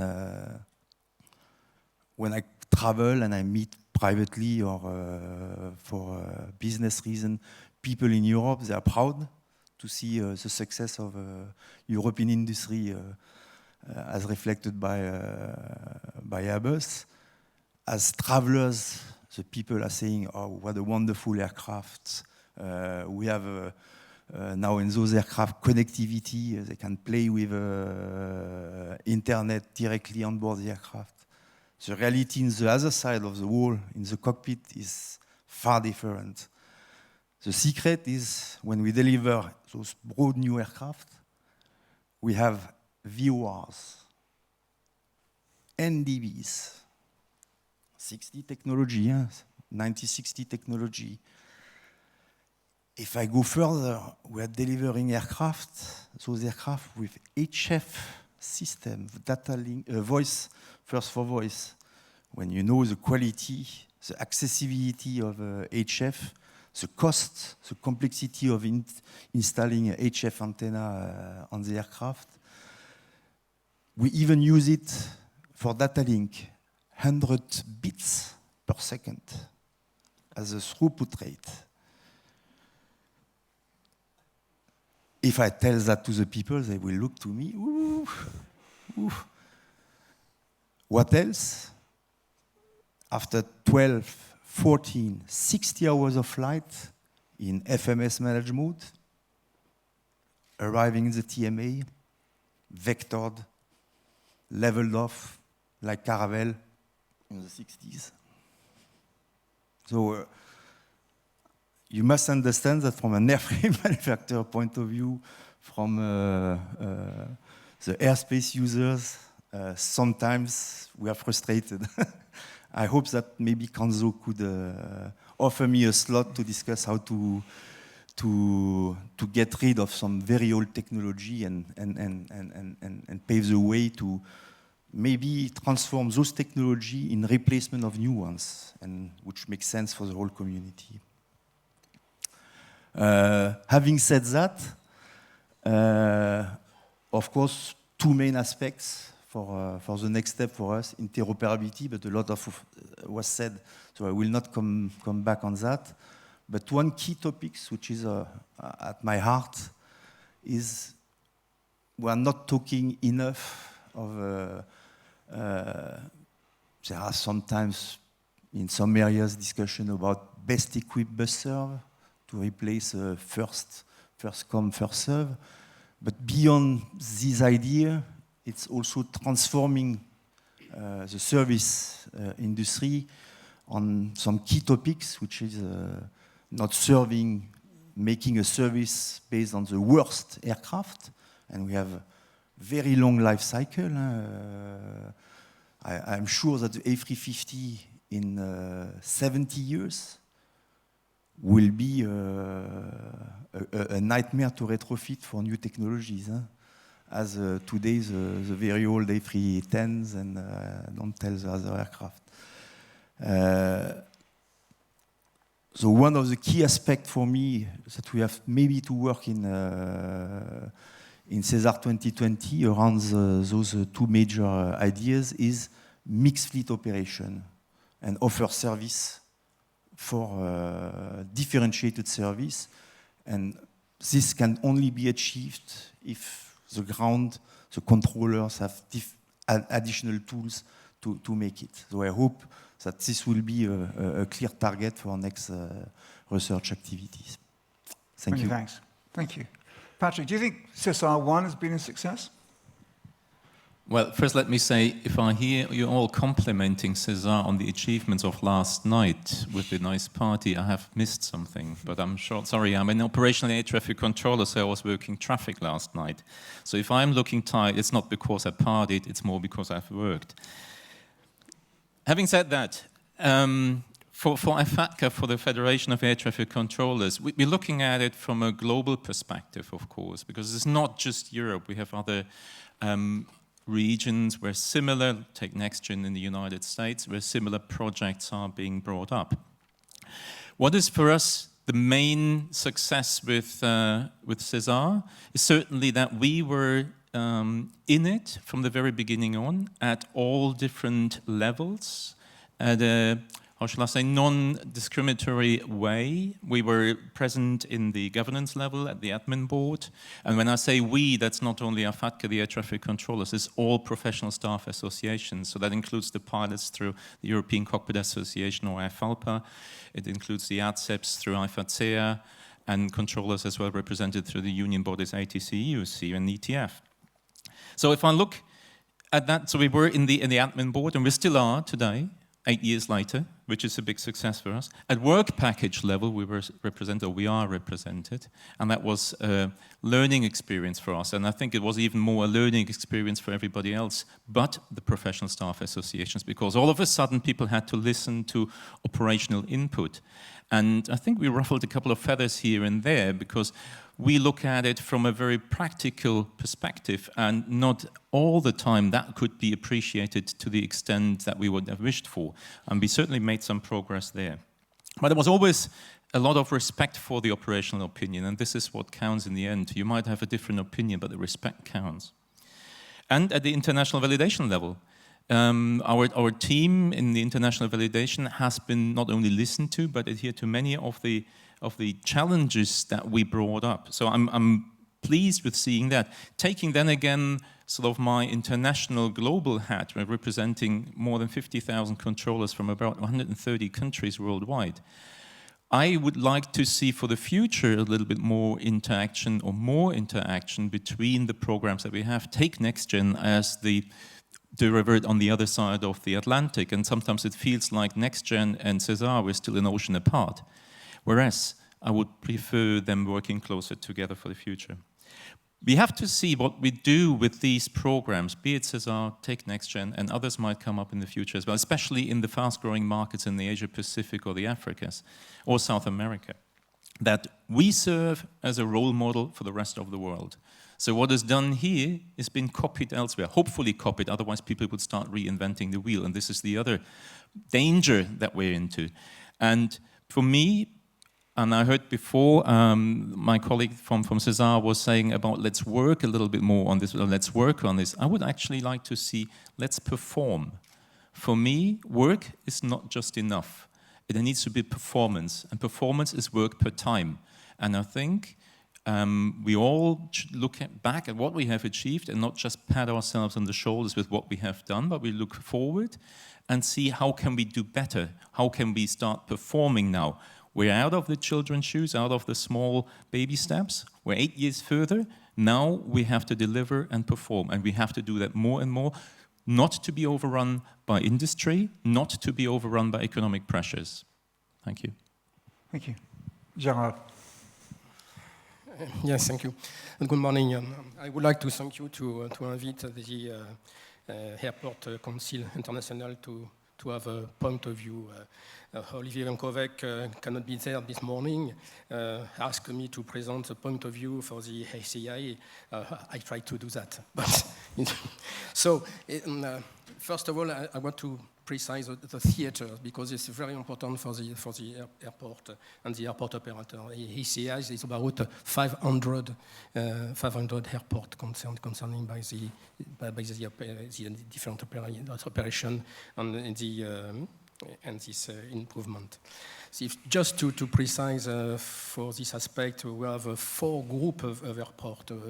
We count the movement by the million of passengers, not in movement, but in million passengers. We have for the first group, it's over 25 millions of passengers. We have 18 airports. For the second group, between 10 to 25, we have 31 airports. For the third group, between 5 to 10, we have 31 airports also. If you make the sum of this first group to the second group and third group, we have 80 airports, and the 80 airports covers 80% of the traffic passengers in Europe. 80 airports today. But we have also our airport. Also, our airport is 422 airports, below 5 million passengers. Do not forget this population for this in SESAR and the perspective of the single European sky. I do have to speak about the performance this morning and different perspectives concerning the SESAR one. If you compare the performance scheme, we have this last performance review report. The list of airport concern is about 77. 77 globally is group 1 and group 3. So we need to also to have a good view on this airport, not only on a few airports as defined by the PCP today. Just to finalize the theaters, just to focus on that, we have also on the group 2 and maybe group 4, the growth today must be 10 to 25% is a total traffic jump. So it's very important also to keep in mind this point because this impact to have on this airport concerning the capacity, concerning the impact on the network for the Europe. The other aspect concerning the scope of the SESAR one, what is it?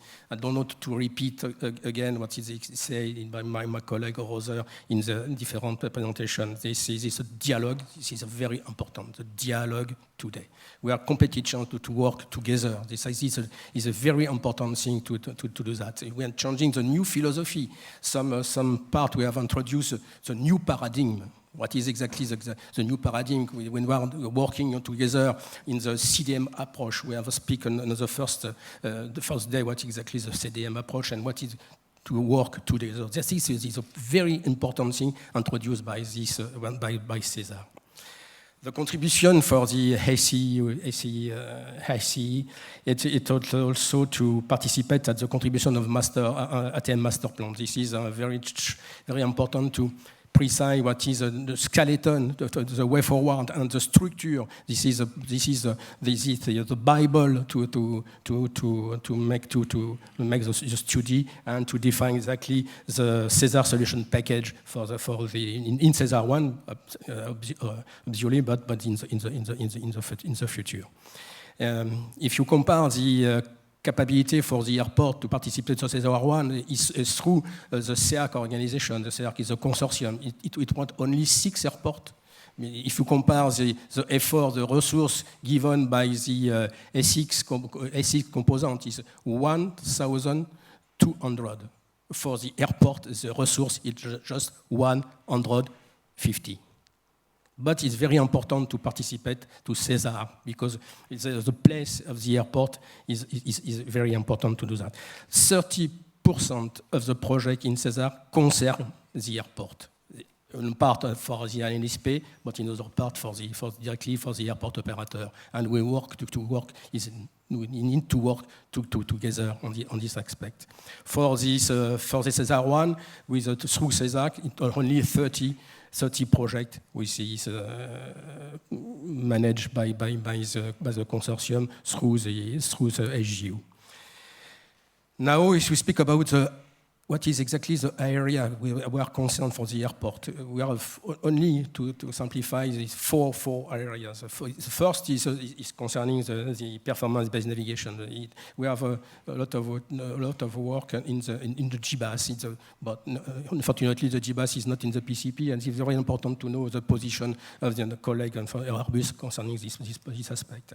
But because for the airport, the notion of the environmental impact for the traffic flow is also very important. We have some difficulty with environmentalists on some airport, and to also solution to build the new runways is very difficult. You have more and more examples.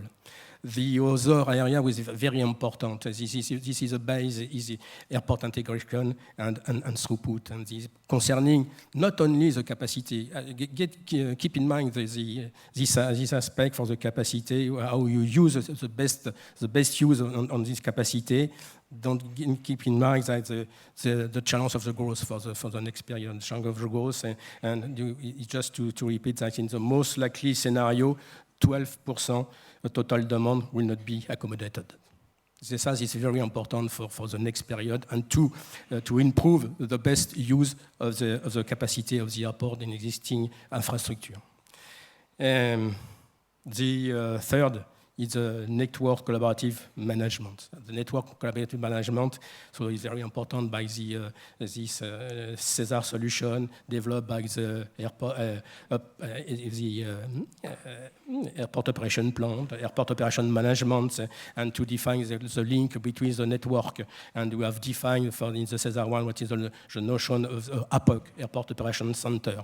For the ACI, you have also pushed the conception of the ground coordinator. You repeat, for this moment we have in the PCP only 24 airports, but for the scope for the ACIs is obviously 80 airports we have in the scope. So it's very important to push on that. At least the swim and the swim governance, what is exactly the reality for the airport operator, according to the position of the member state on the governance, according also with cybersecurity. Is also another point with a very important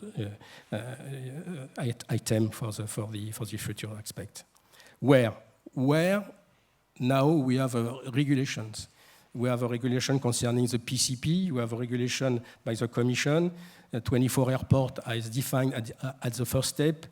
But this is very important. Now is binding. So what happened for the airport? What happened for the ANSP also? It's binding. What concerning the capacity, concerning the network. I think it's also very important, the document. Thank you, Florian. If you take the document, the catalog, you can open the catalog in page 43, and you can find exactly, you read, airport are the node of the network.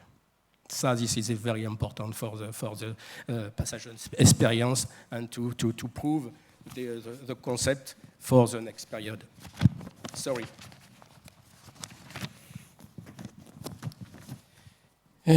How?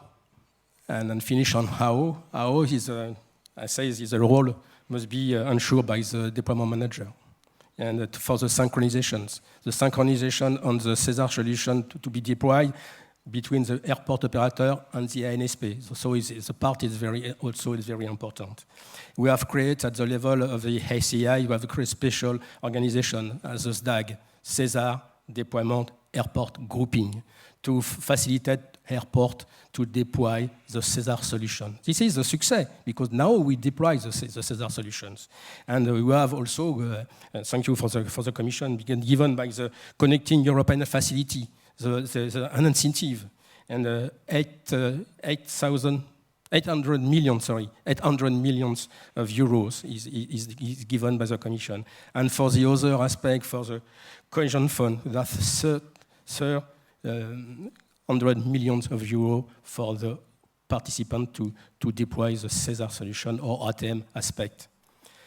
The conclusion for SESAR 1 is a big success because you have a project.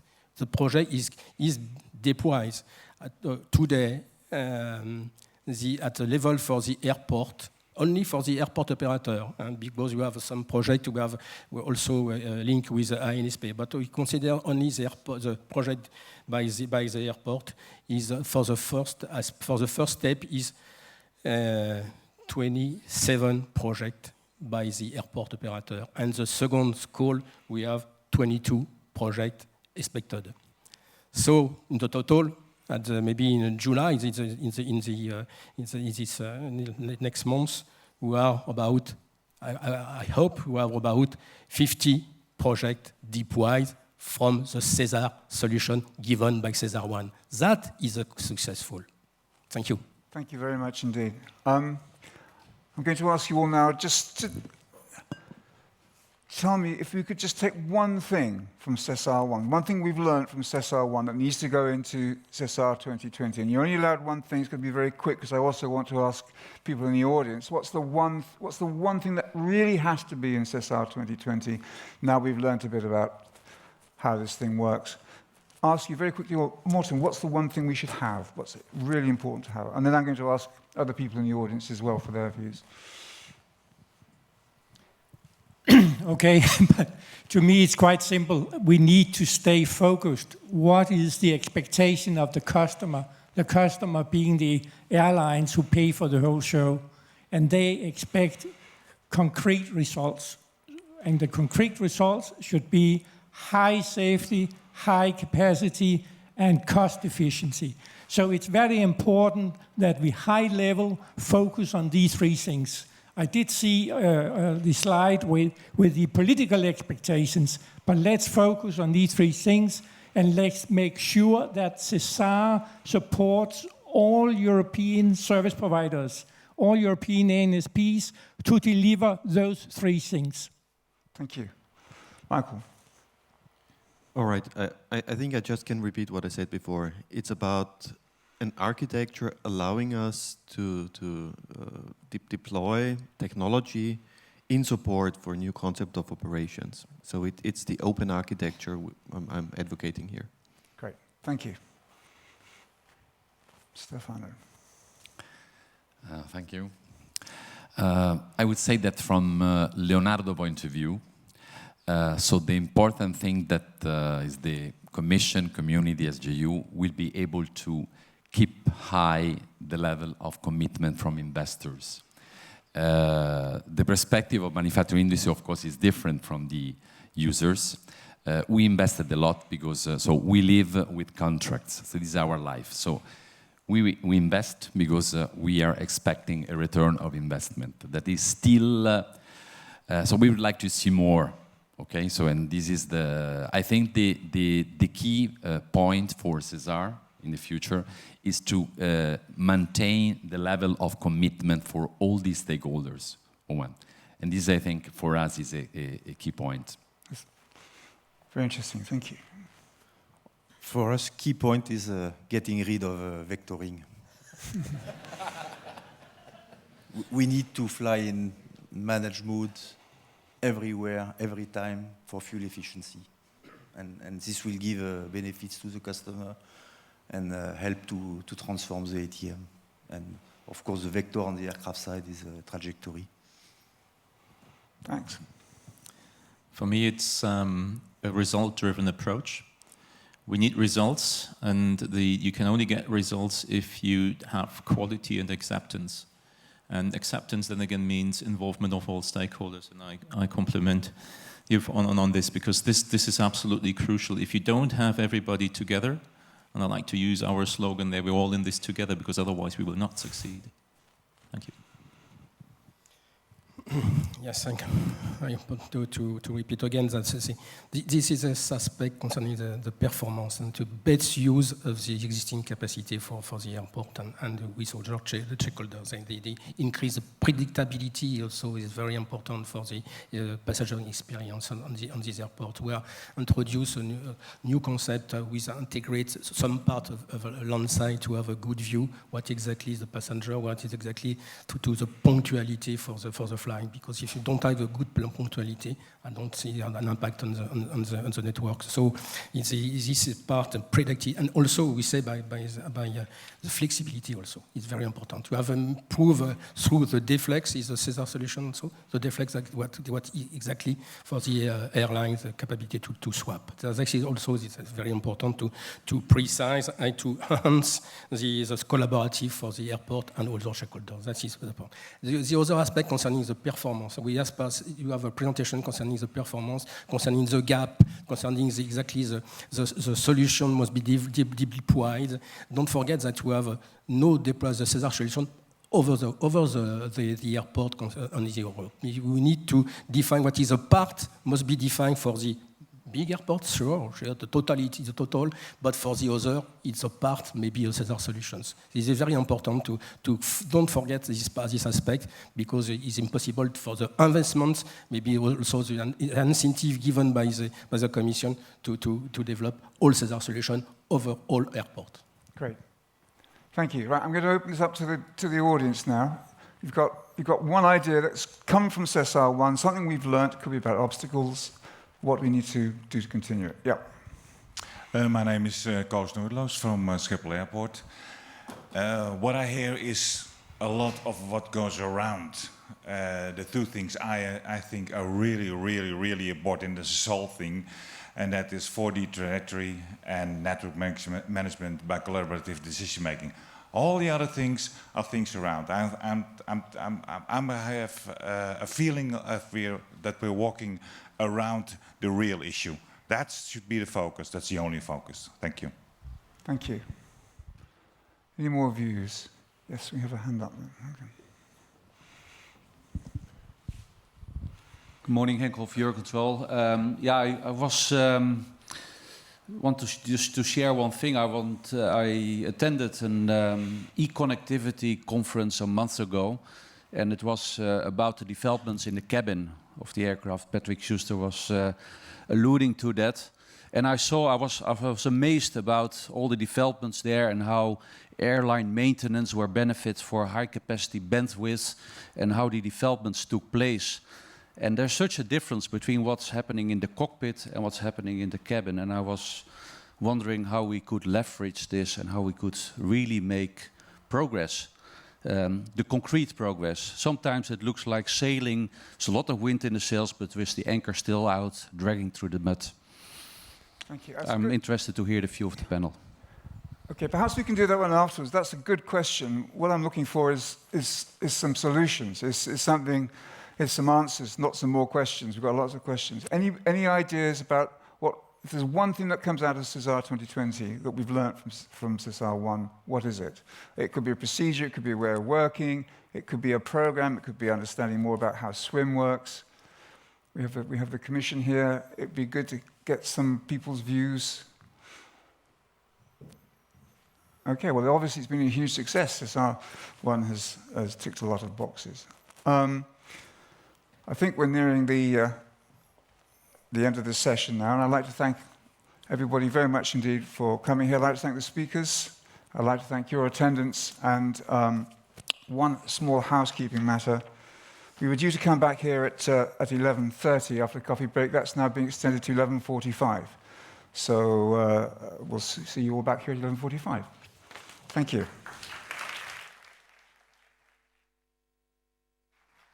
Just to also add that the chairman of our board, Henrik Holliday, has joined us today, and he's in the exhibition hall and would be glad to see you all there and to visit your stands. Thank you.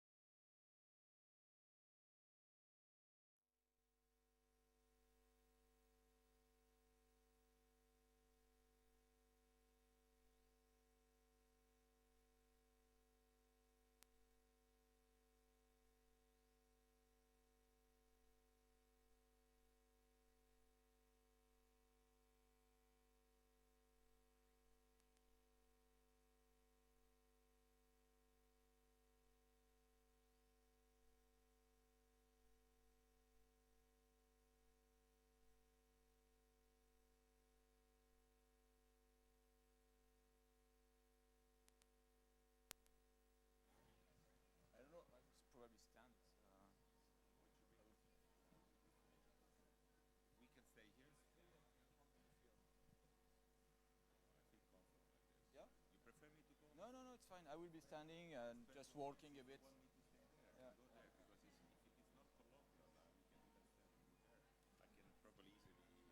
Because I prepared something to complement the missing of Peter. If you wish me to go. Yeah, and then you come back and we do a short conversation at the end here. Let's go for it. Okay. Yeah? Okay. Yeah, so I will call you. No, sit here and you come back here and then we have a small conversation once you've done the introduction. And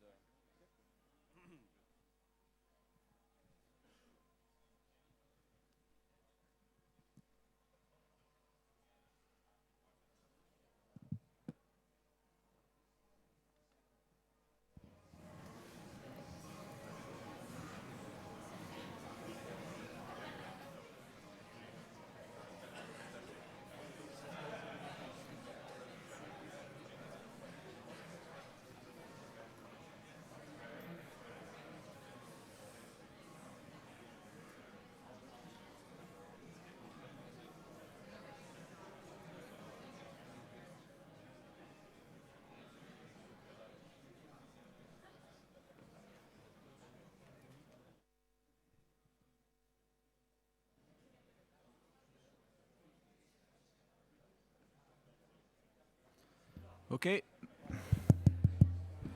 Okay, may I ask you to take your seats, please?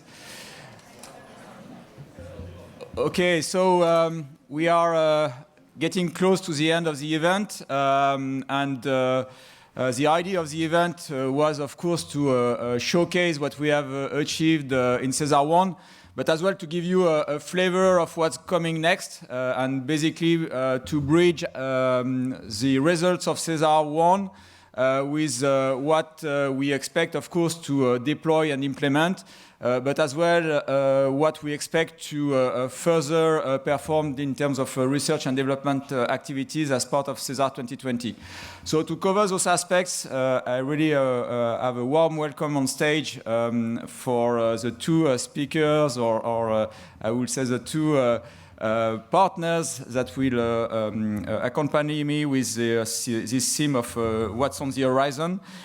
Starting with Massimo Garbini, Managing Director of the SESAR Deployment Manager, and Ralph Bercht, Director Planning and Innovation at DFS. So thanks for you to join us this morning. So the way we will run the session is basically that Massimo and Ralph will give us their view on what's coming next on the horizon. And then we will have time to run a very short panel, a very short discussion with you. So please, I welcome you on stage, Massimo.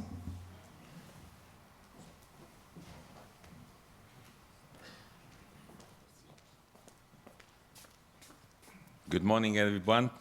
Thank you, Florian, for giving me the floor. Actually, we are to thank you for the invitation to talks and even to close the event, look into the future. What's the future? It's a good question. What do we intend for future? For us, actually, future has begun some years ago. Everything is future. It depends on the perspective you look to that. But I cannot avoid to start these short talks to you, really highlighting the great achievement of SESAR 1. Because what is coming out from SESAR 1 is what I have to deploy. So the more you deliver, the more I have to deploy. So the impressive catalog of SESAR solution, I believe, is something that we should, in Europe, be proud of. All of us, as Florian said yesterday during the wonderful event, thanks also for that one, it's all of us that actually set up the scene and scenarios for the SESAR technological solution, then SESAR joint undertaking, then really coordinating all of us was able to really produce and to provide us as deployment managers mature for the implementation. So congratulations anyhow to the joint undertaking team for these 8 years of work. I've been one of the pioneers starting to talk in the lengthy night discussions with Patrick, the pizza dinner he's referred to yesterday. I was one of the guys fighting with him, actually, but in the end, always willing to find a solution. So that's the achievement we have. So congratulations today to the executive directors of SESAR, John Undertaking, so Florian and his team, and if I may, congratulations to all of us what we have achieved. However, the congratulation is over. The time for celebration is over. We have a good drink. We need to work. We are just at the beginning of the story, or at the end of the beginning. It's up to you to choose what is the best definition. Martin Roth, I believe 2 days ago, told that to consider the end of the beginning. I fully concur with his visions and perspective. But not only because, as SESAR Deployment Manager, Managing Director, it is for me and my team to plan, to consult, and to coordinate subsequent deployments, that which we believe and trust on the political commitment will continue in the years to come. But also because of the gap between the end of the validation phase in the SESAR joint undertaking way of saying maturity of technology, at what is the readiness for the implementation, which we, as deployment manager, really believe is necessary. There is a gap. Once the maturity of the technology has been highlighted and forwarded, we need to translate this maturity into readiness for implementation. We should look, any one of us, that now, it's already 1.5 years that the deployment manager is living and is producing, is also delivering, but we have in front of us the full cycle of SESAR, and SESAR is one. We have two sisters organizations. One is dealing with research and development, the other one is dealing with the deployment. But SESAR, ladies and gentlemen, is one, has always been one, and now is concretely visible that it's one. The team, I have the honor to really be a witness of how me and Florian, all our teams are really working together. Also sharing and sometimes discussing on all the technicalities, solutions, or whatever. Any one of us looking off our own perspective, but in the end we are as one. And the process that we are actually dealing with is requirements definition, research, development, and implementation. So for this, we have these continuous life cycles of SESAR. We are bridging between different phases, because otherwise we create silos, which is useless for all of us. We need to really bridge the different phases of the evolution of technology. One very complex bridge we have to set and we have to cross, which is the phase of the industrialization. This is a bridge to cross troubled waters of industrializations, I have to say. Because between the maturity of technology and readiness for implementation, so when the technology is on the shelf, ready to be purchased and implemented, there is time to pass. And this is the phase in which is out of the control, direct control at least, of the both JU and DM, so out of the remit of SESAR as a program.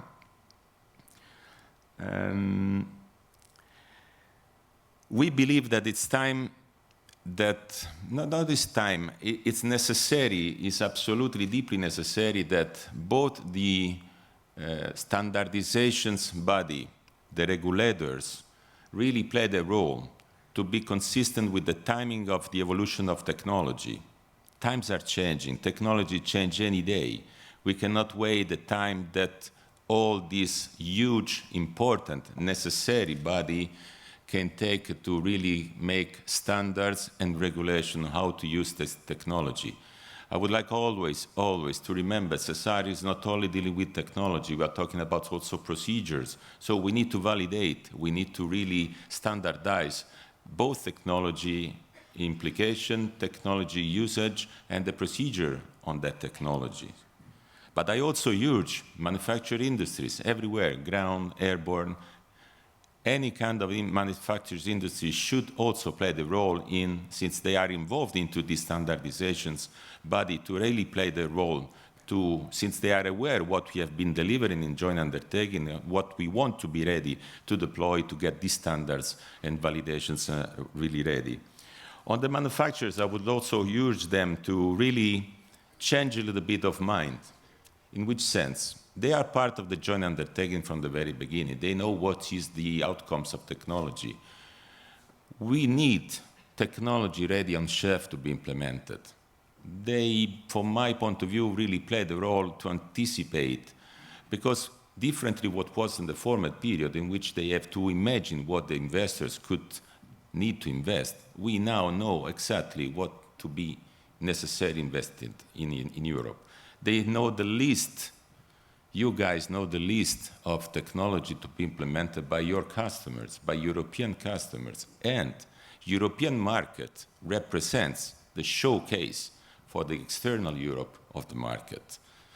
Any kind of a SESAR comply in technology, it's an added value for European industry to go abroad and to sell and to implement what we were able to really develop and implement.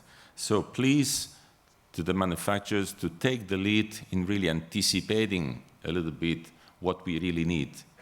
We don't want to be in the position that the Commission wisely is providing even money to invest in technology. We prepare the plan, we identify the gaps, customers present projects, and we don't have availability of technology, or at least enough capability of technology to be implemented in Europe, so to run in the risk to be late in the implementation. We cannot afford that. We need to be in time deploying it. This is my role, to deploy in time the pilot common projects, which is part of the master plan, which is part of the outcomes out of SESAR 1. This capability allows the SESAR deployment manager and SESAR as a whole to play the full role to roll out the SESAR solution to really deliver that benefits for.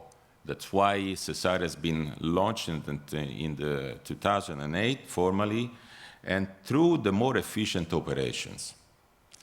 Operations. Who know me know very well I'm an air traffic controller. Someone like to tell a former one, no way. And the traffic controller is a traffic controller for the life. So, but as a manager, I can tell you there is no shortcut at all from R&D directly to delivery, to the implementation. There's no way to do it.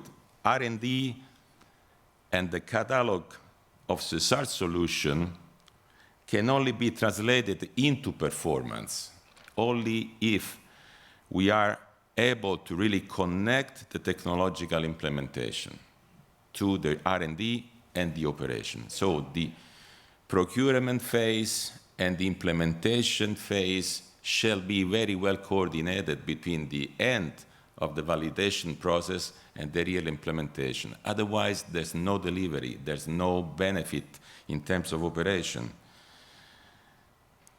And by performance, I mean a daily, sustainable, safe, Europe-wide operation. And among others, really, among all the others, one of the most important achievements of SESAR is, from my point of view, that operation drive or orient at least the technological research and development. As I said before, SESAR is not only technology, it's also procedures.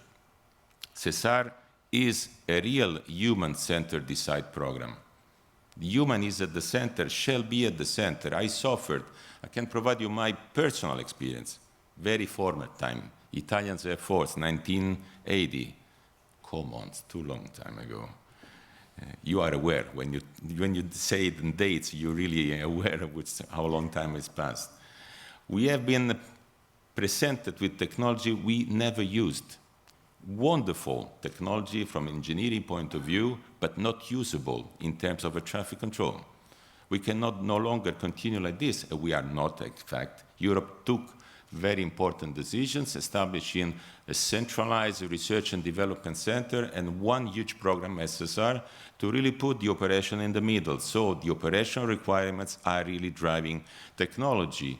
And I like always to repeat, thanks to some friends, provided me this kind of very good definition that is always good and better to have an operation problem to drive solutions than a technical solution looking for an operational problem. This is crucial to understand and know probably who's not actually dealing day-by-day operations, very hard to understand, I believe, but it's so important, it's one of the most important achievements of SESAR. And this is driving directly into performance, so I try to fill the gap of Peter. We are missing Peter today. So what we do as SESAR into the deployment manager leg in front of performance, we know that SESAR is the technological pillar of the Single European Sky, and I'm sorry to say, but probably is the best performing in terms of really outcomes of the full SES picture. But as Eric, I like to say this because I'm defending my role. But I believe actually we are really showing that the wise decision of the political level started in some years ago is the right way. Technology actually is the enabler for a wise and seamless operation through Europe, but I would say worldwide, because we cannot forget that we have to converge with some friends across the oceans and even beyond. So performance, first one, we want to address performance against the full set of Single European Sky's performance targets. The full set is the common understanding that by performance we deal only with the cost efficiency target. No way. We have 4 performance targets to achieve, and technology and procedures address the 4 targets. And what we are doing at the deployment managers, pre-assessing any project presented to us in terms of the evaluation, pre-evaluation of what we expect to have as a benefit in return on the 4 targets: safety, capacity, environmental friendly approach, and the cost efficiency, which is in a nutshell sometimes the translation of at least one of 2 of the others. But actually we cannot concentrate only on cost efficiency, which is the economical good return from that investment, as a huge one could be having a safety-related investment, really assuring at the utmost possible the safe operation Europe-wide. So at this stage, we are actually, what we are doing today, since we are at the beginning of the deployment, we are assessing all the project that has been presented to us in front of these performance targets. So we analyze in terms of safety, capacity, environment, and cost efficiency what should be the expected benefit out of this investment. And we elaborate an evolution of the methodologies of cost-benefit analysis that JU developed in the definition of the pilot common project, because now we are actually looking the real figures, the real numbers. So it's an evolution, it's not a drastic change. It's just because when you forecast something, you prepare the work, but now that you have the real, the concrete, the actual figures and numbers, we can actually go in an evolutionary stage of this methodology.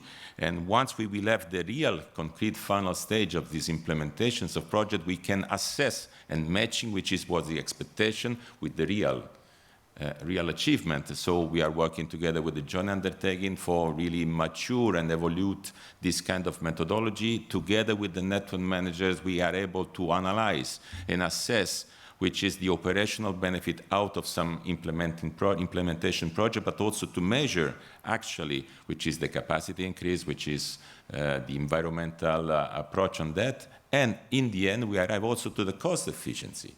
We got the figures now. We know how much any single investor has spent on that kind of investment. So having the real figures, we would know exactly in front of the capacity, safety, and other aspect, which is the real return from that investment.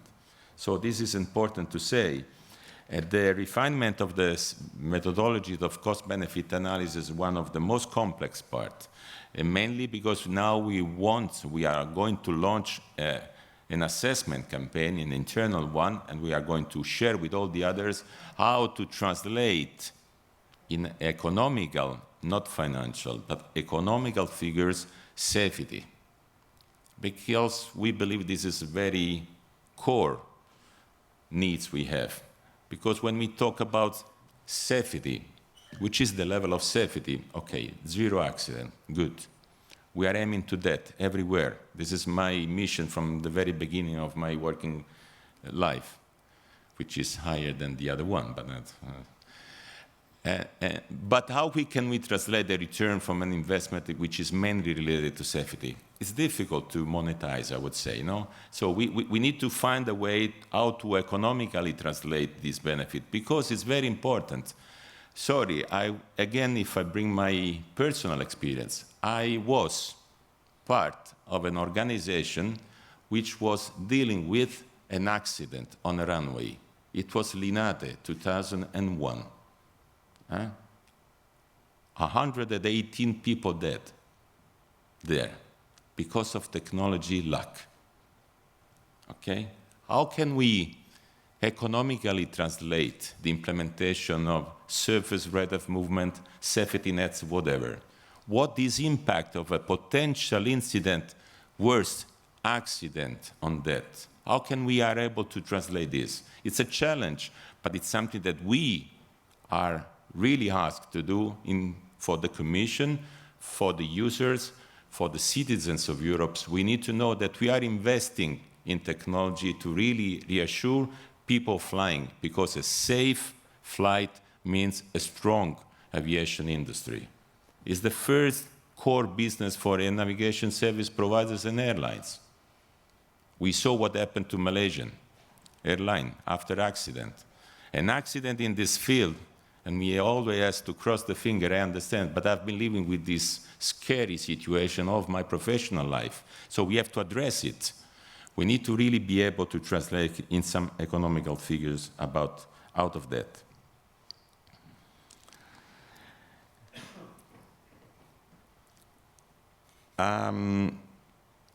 Where are some few words on the pilot common project implementation? Give me the timing, because I've been asked to talk a little bit, so if you don't shoot me, I can stay here for 2 days. I have to stop. Few words on the pilot common project implementation, so to give you the flavors where we are. I have to say we are very satisfied and proud what we were able to set up in a few months, and we hope the Commission is on the same line. But I hope it, but I got the full evidence of their proudness of their own decisions. We have been able to really deliver the first deployment program, which is actually driving all the investors to invest. And we have been jumping on the running of the call 2014. So, but apart the call, I would like to say that we are following 84 projects for coming out from the first wave of investment. 11 of them are completed, closed already. So the answer, Florian, that we have anytime we provide the others, when SESAR is going to deliver something, sorry, 11 projects are completed. 84 are in progress.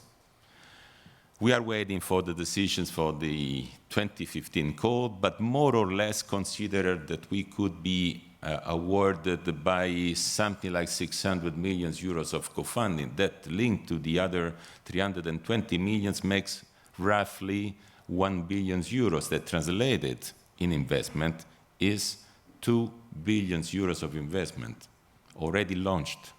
So come on, guys, wake up. Good morning. 2 billion euros ready to be contracted. And you have the list of this contract, because what the deployment program represents is the gap analysis of what investors need to invest. You don't have to reinvent the wheel. It's written there. What in Italy, what in Germany, what in France, what in Latvia, what in Portugal, whatever is the 28 countries of Europe has to invest. You know everywhere, every time, and also the timing, priorities, everything is there.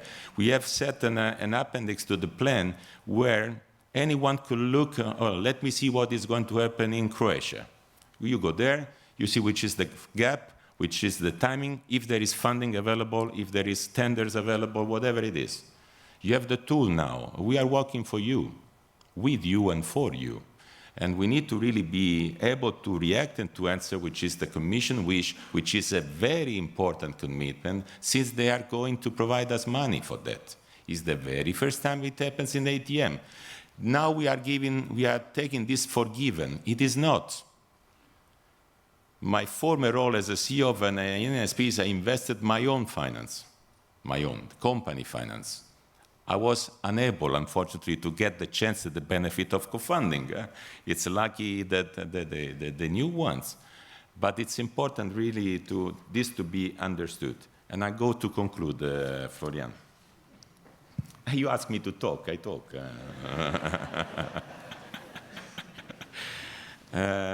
Good you laugh a little bit, that's why I see you, I was losing someone. The SESAR deployment manager has the role to ensure that all the ATM functionalities in the present pilot common project and the revised one and the new CPs will be fully and timely implemented. I would like to reinforce my commitment and to assure all of you, the Commission first, but all the partners and stakeholders, that I will play my role.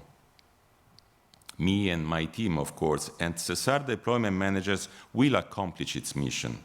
It is the role for the other stakeholders, and those stakeholders in the industrialization phase who want to be on board in the positive achievement of such an important target for aviation community to ensure availability of the standards and regulations.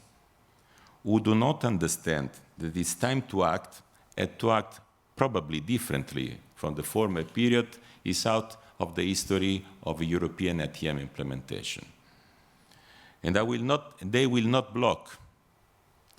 Now the step forward started, the implementation started. This kind of attitude will never block the real implementation of SESAR solution for the benefit for all of us.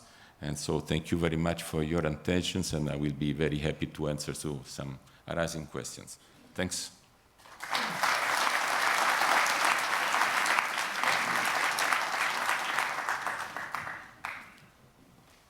Thank you, Massimo. That's indeed a wake-up call. So I think everybody is listening carefully now. I'd like to hand over to Ralph to look at the next R&D perspective. Ralph. Thank you very much. When I was asked to speak here on what is on the horizon for the next future, I wonder why me? I'm not a fortune teller, I cannot foresee the future. I'm not a professional speaker, you will see that afterwards.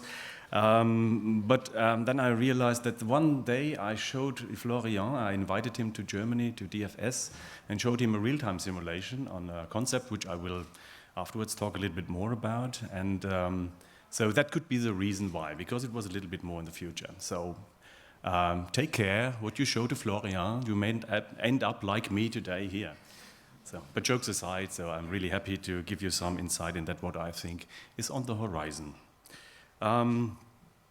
I think we can start when we want to answer this question with the European ATM Master Plan, because the European ATM Master Plan gives some answers to this question. It is a real good document, I must say. It is not only shiny, a lot of nice pictures inside, but it is really content. So you find a lot of good ideas there. And another thing has now been added in the new version, which is we have a measurable performance ambition inside. So performance targets, now I would not call it targets because it's not yet validated, but we have put performance ambitions in it. And these are really challenging. So yeah, Alain, you know what I mean. So we need to evaluate whether we can achieve this. We need for this SESAR 2020 don't forget that the sequence is we are inventing things, and we are planning how to do it, we do first prototypes, and then we do the evaluation, which is a big part of SESAR, which has been done in SESAR 1 already. So we know what is the performance result of this, and we need to do it with these performance ambitions, which are now in the European ATM Master Plan in the same way. We need to validate this one, and then afterwards you can nail us down on the targets. But please don't take directly these figures and translate it into regulation. That's not fair. So we really need to do that step first of evaluation. These ambitions, as I said, are really challenging, though there's a good reason why SESAR 2020 needs to exist and why we need to go on these validation exercises. It is a little bit like a cycle, which we are entering now. It is a second repetition of the same ideas. We have new R&D activities now. We have the validation exercises, the demonstration. Then afterwards, that's then behind SESAR 2020, is the industrialization, standards and all these things. And in the end, we will enter into the deployment, which was relatively impressive, I think, today mentioned by Massimo. If you have a look at the next round, SESAR 2020, and you look at the figures which, let's say, identify how big our effort will be in this activity, you see that we will dramatically reduce the effort. So I think that's not such a bad sign as it could mean to many people in the beginning. It does not mean that we are now, let's say, leaving it and saying, okay, it was a good start, and then let's do a little bit on this further. No. I think we have now, we will now be more concentrated. SESAR 1 was a very broad shot. It was a real big one. And now SESAR 2020 is much more focused. So that is an important thing to note. Just to give you a flavor, concerning, let's say, SESAR 1, we had about 100%. And now, as an ANSP, we will be down to 30%, 30. And that means that we have to concentrate more, that is what I said, but that is also, let's say, an obligation on us to be more effective in terms of doing the validation exercises and our demonstration work. Just a small word of concern here. We have now a new financial framework under which we are providing this SESAR 2020 action. It is Horizon 2020. And having seen the start of this, I must say that I'm a little bit concerned that by all efficiency and concentration we have now to apply, because the budget is smaller and we need to concentrate ourselves, we have to look that the administrative burden does not consume exactly that what we are reaching by being more mature in working together. So that is a kind of plea to our dear colleagues of the European Commission. Please have an eye on this. It is really important that we focus on the content and that we are not delivering administrative results. We want to deliver real core content. So please have a look at this so that Horizon 2020 does not kill us because it's really, we need to concentrate. Okay, thanks a lot for this one. I think I would like to leave a little bit the political stage now. I think that people coming into this session, when they read what is on the horizon, that they want to know what are really the new things which are going to be researched and then afterwards hopefully deployed. Therefore, I will now, let's say, go a little bit in a technical, operational level now, and I would like to show you some, I think, disruptive changes. I think disruptive was a good word which was used by former speakers in the past days. So where I think it's worthwhile having a look at these. Of course, there's much more to address in SESAR 2020, but I would like to highlight two specific things. Which have a very high potential to change the business. The first thing, I think some of you can hear it anymore, it is SWIM. Of course, there was a lot about SWIM already to hear here. What I want to do is just to recap a little bit on the architecture perspective of SWIM. Will show you no slides, so don't be afraid. It is really, let's say, there's a big potential from my perspective in this SWIM architecture. How to build it up, and what that means for at least air navigation service provider, but also for airports and airspace users.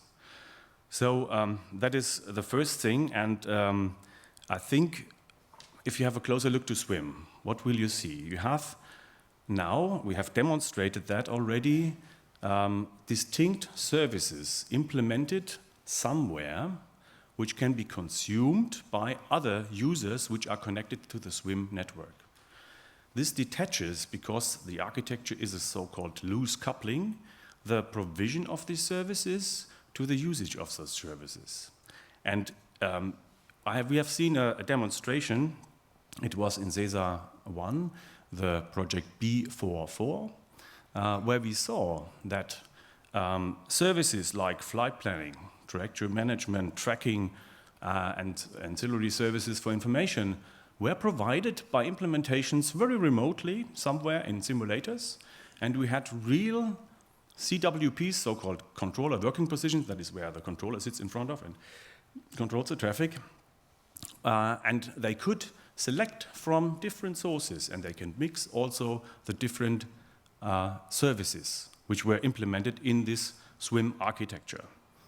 So what I think is that in the future we will see a growing number of such services, and this changes especially the game as we have it today, because today an ANSP, I can speak for an ANSP, typically we are, let's say, having all kinds of services on our own, in our own building, co-located to the CWPs of the controllers.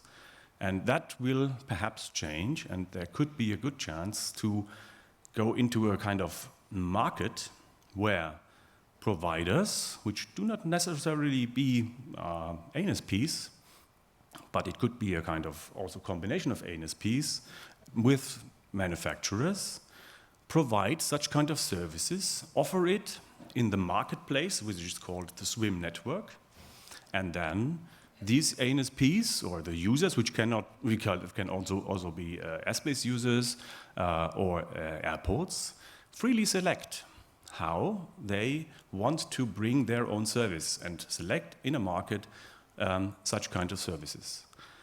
I know that this is, let's say, even a long-term perspective, but SWIM enables this, and we see such kind of developments also in other branches. That is what, let's say, is in the architecture of the system, and that is what I see as a technical improvement and where things need to develop.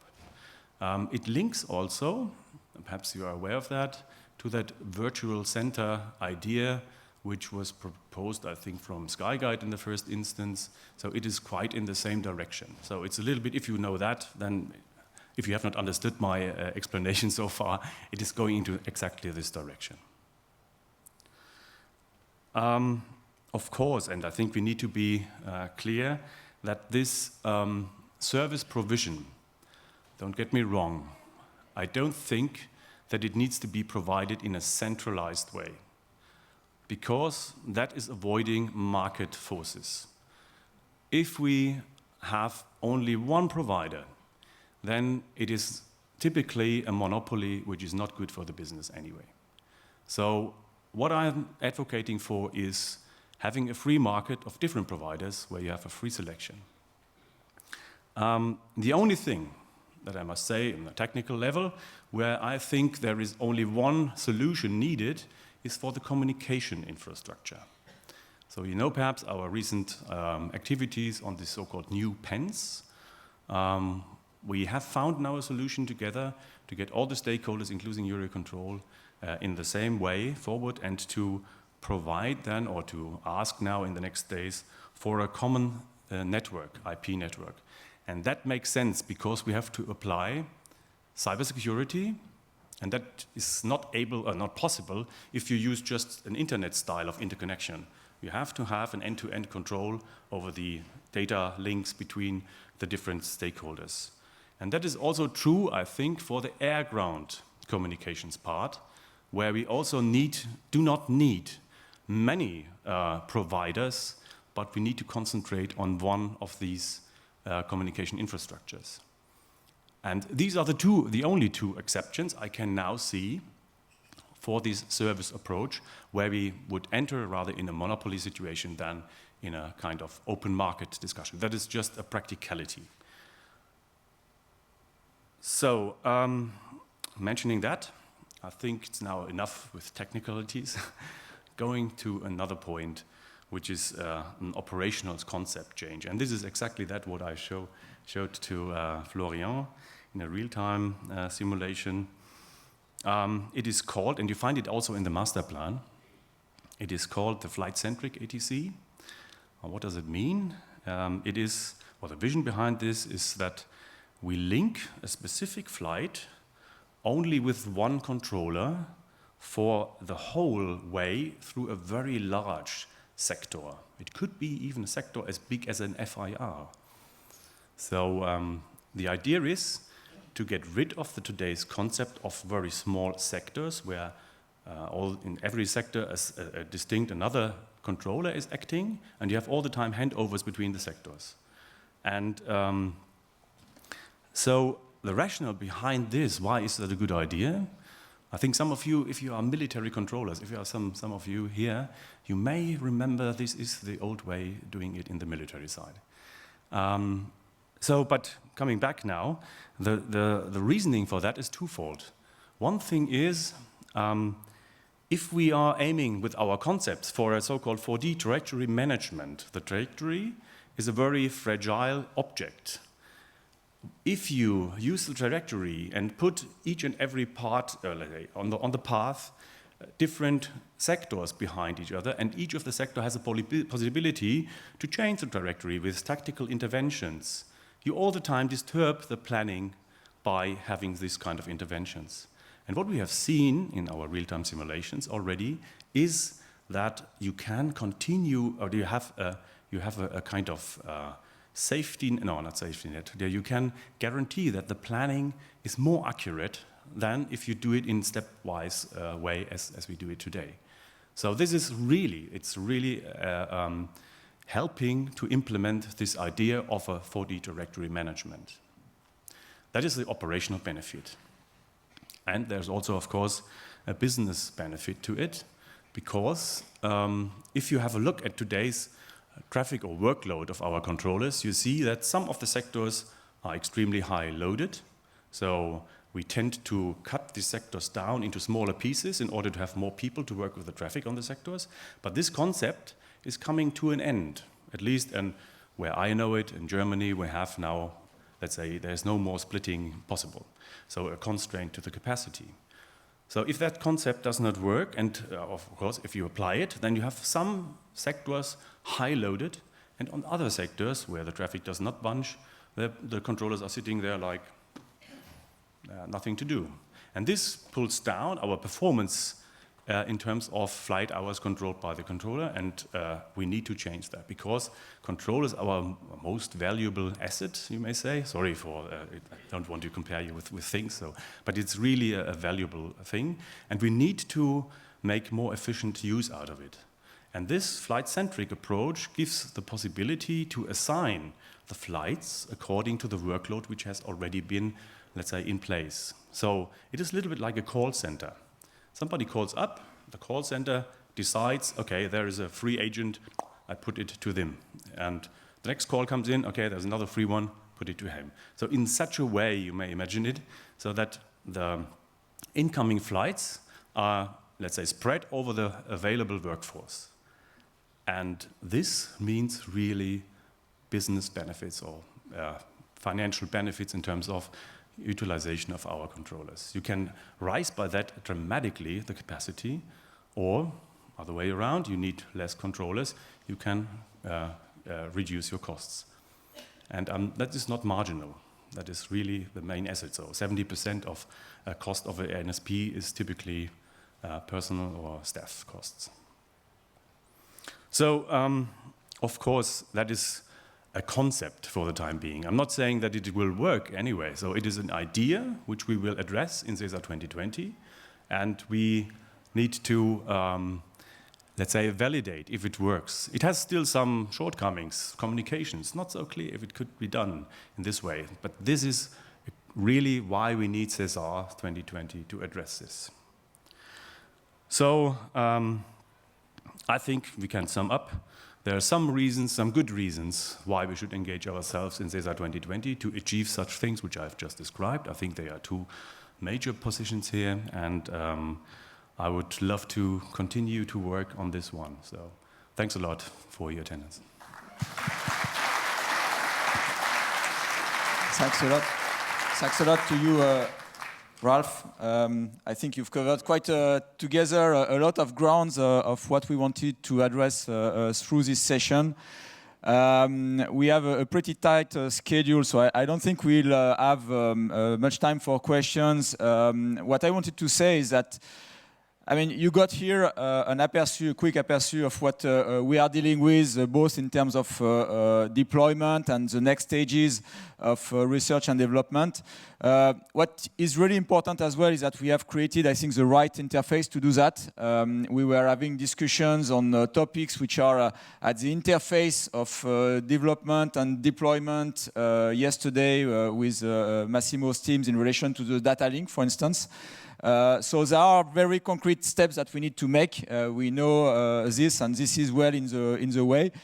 We have as well to look at the future. And I was yesterday with some airlines representative, and we had here as well some meeting with airline CEOs, and they were not only asking for what's coming to in the very short term to deliver the performance that is expected, but they are as well looking at what is the end stage, what is ahead of the game. And this is really what we will be busy now doing in SESAR 2020. And I thank all of you that will be participating in that context. I propose that we break out here. Thanks again to our two speakers for this session. I invite you to join your seats. Thank you, Massimo. Thank you, Ralph.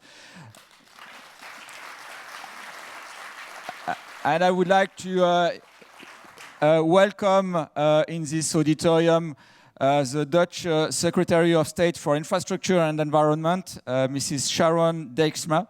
I'm really glad to have you here for this closing remark. Thank you for joining us today. I mentioned during this event how proud I am to be in this science museum today. To recall how much aviation that we are dealing with in SESAR is connected to science, to exploration, to innovation. And we had, during our sessions over the last 3 days, kids running around and testing things and interacting as well with our audience. And this was a fantastic, I would say, signal that we have the next generation coming as well behind us to take aviation to the next stage. I expressed as well how proud I was to be in Amsterdam, in this beautiful city, and we really enjoyed some very pleasant time. I'm very proud as well to have you here for those closing remarks, and without waiting, I invite you to join the podium, Madam.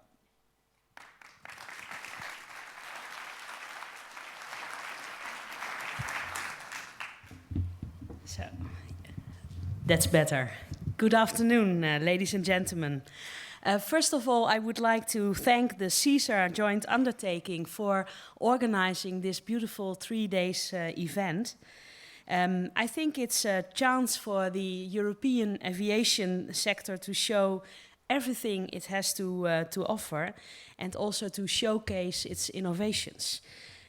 Fascinating developments are taking place at the moment, and slowly but surely we're working towards revolutionary changes in the sector. And every single project is breaking boundaries, showing how we can use Europe's airspace more effectively. And I'm delighted, and it was already been said by you, that you have chosen Nemo as the location for the event. Because the slogan that Nemo uses to draw in young visitors, and there are a lot of them here, is expand your world. And every year, thousands of children come here to expand their world with new knowledge. And more than ever, the phrase, expand your world, also applies to us in the European aviation sector.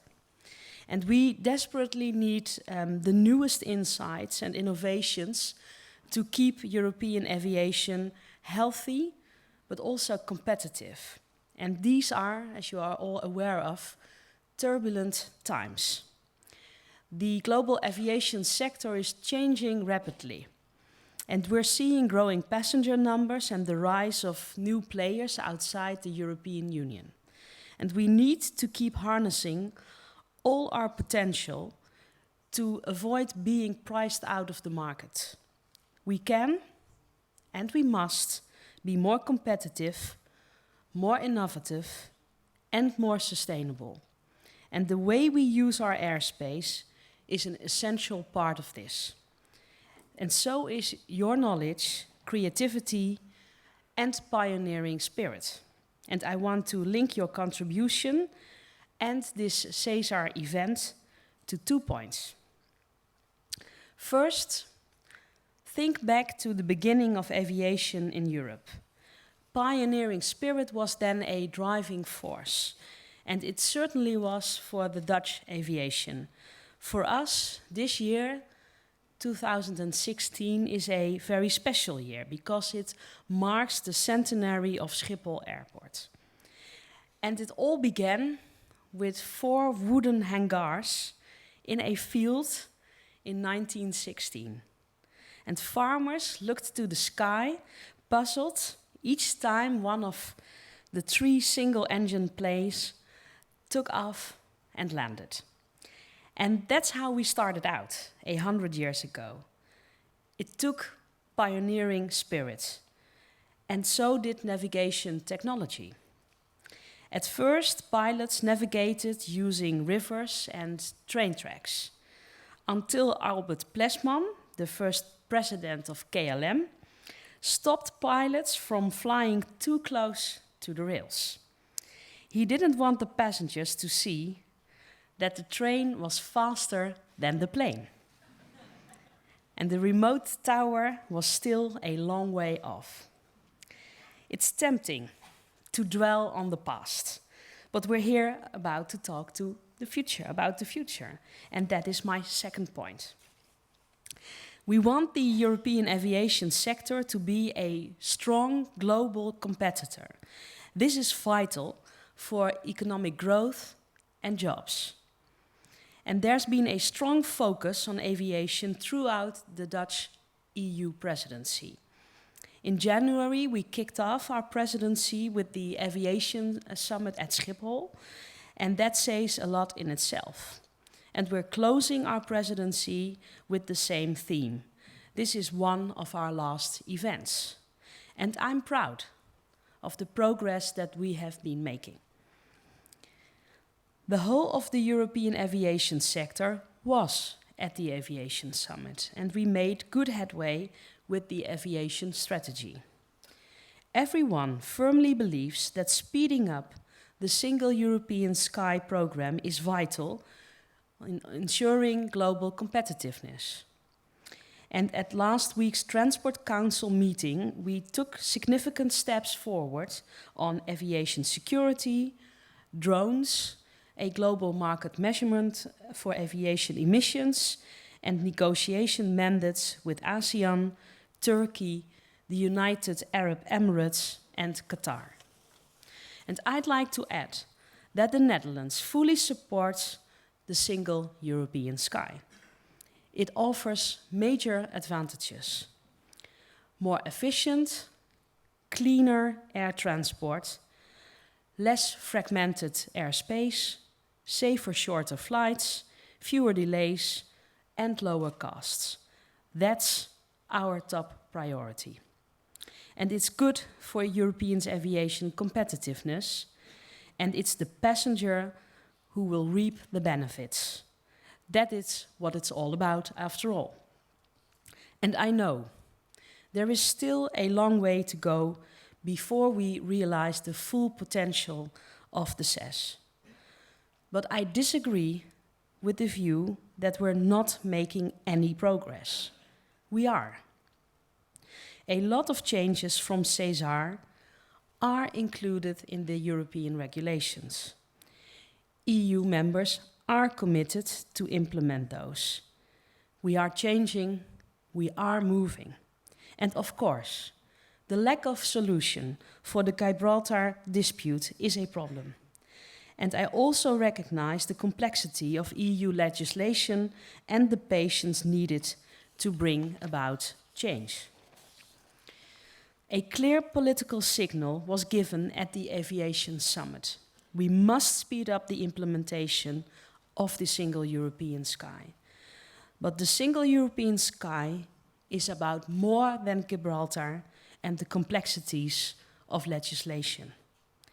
It's also about technological advantages, innovation, and partnership. And therefore, I agree with Mr. Marinescu when he said here 2 days ago, through technology, we achieve a single European sky. And SESAR is the source of most of this innovation. Its energy and momentum are clear to see. For example, we're moving from individual flight perspective towards an integrated planning at European level. So we can accommodate the predicted growth in traffic. And we were working to ensure that bad weather doesn't affect, for instance, Schiphol performance. And flight data are being shared all the time. Descent paths are constantly being improved. There's less noise and passengers can rest assured that they will arrive on time. There are just few examples of the revolution you are helping to bring about. The progress is encouraging and I'm extremely grateful to all of you. Let me close by calling on everyone to keep working together and moving forward, step by step. And I fully agree with Mr. Brenner from Eurocontrol when he said in his opening speech, we need to look across national borders. Think of Nemo's slogan, expand your world. Let's keep testing our limits, because that's the key to a future-proof European aviation sector. I wish you every success in your work, and I hope to hear a lot more about your progress. I thank you very much.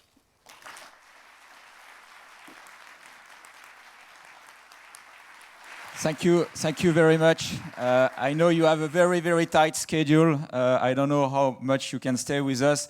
I just wanted, as a token of appreciation of being with us today, to share with you this little book that we've made, which is about the story of SESAR so far. And I'm really glad it will continue, and we will continue in line with your inspirational speech today. Thanks a lot. Thank you. So, again, we would not be here today with a lot of people that are working behind the scene. We wouldn't be here today, of course, without the European Commission that had the inspiration of setting up this, I would say, this adventure, which is a human adventure, which is really something that brings our family here together.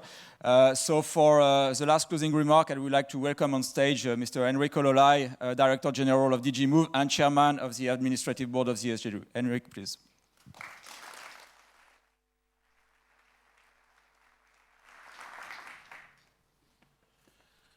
Florian, thank you very much.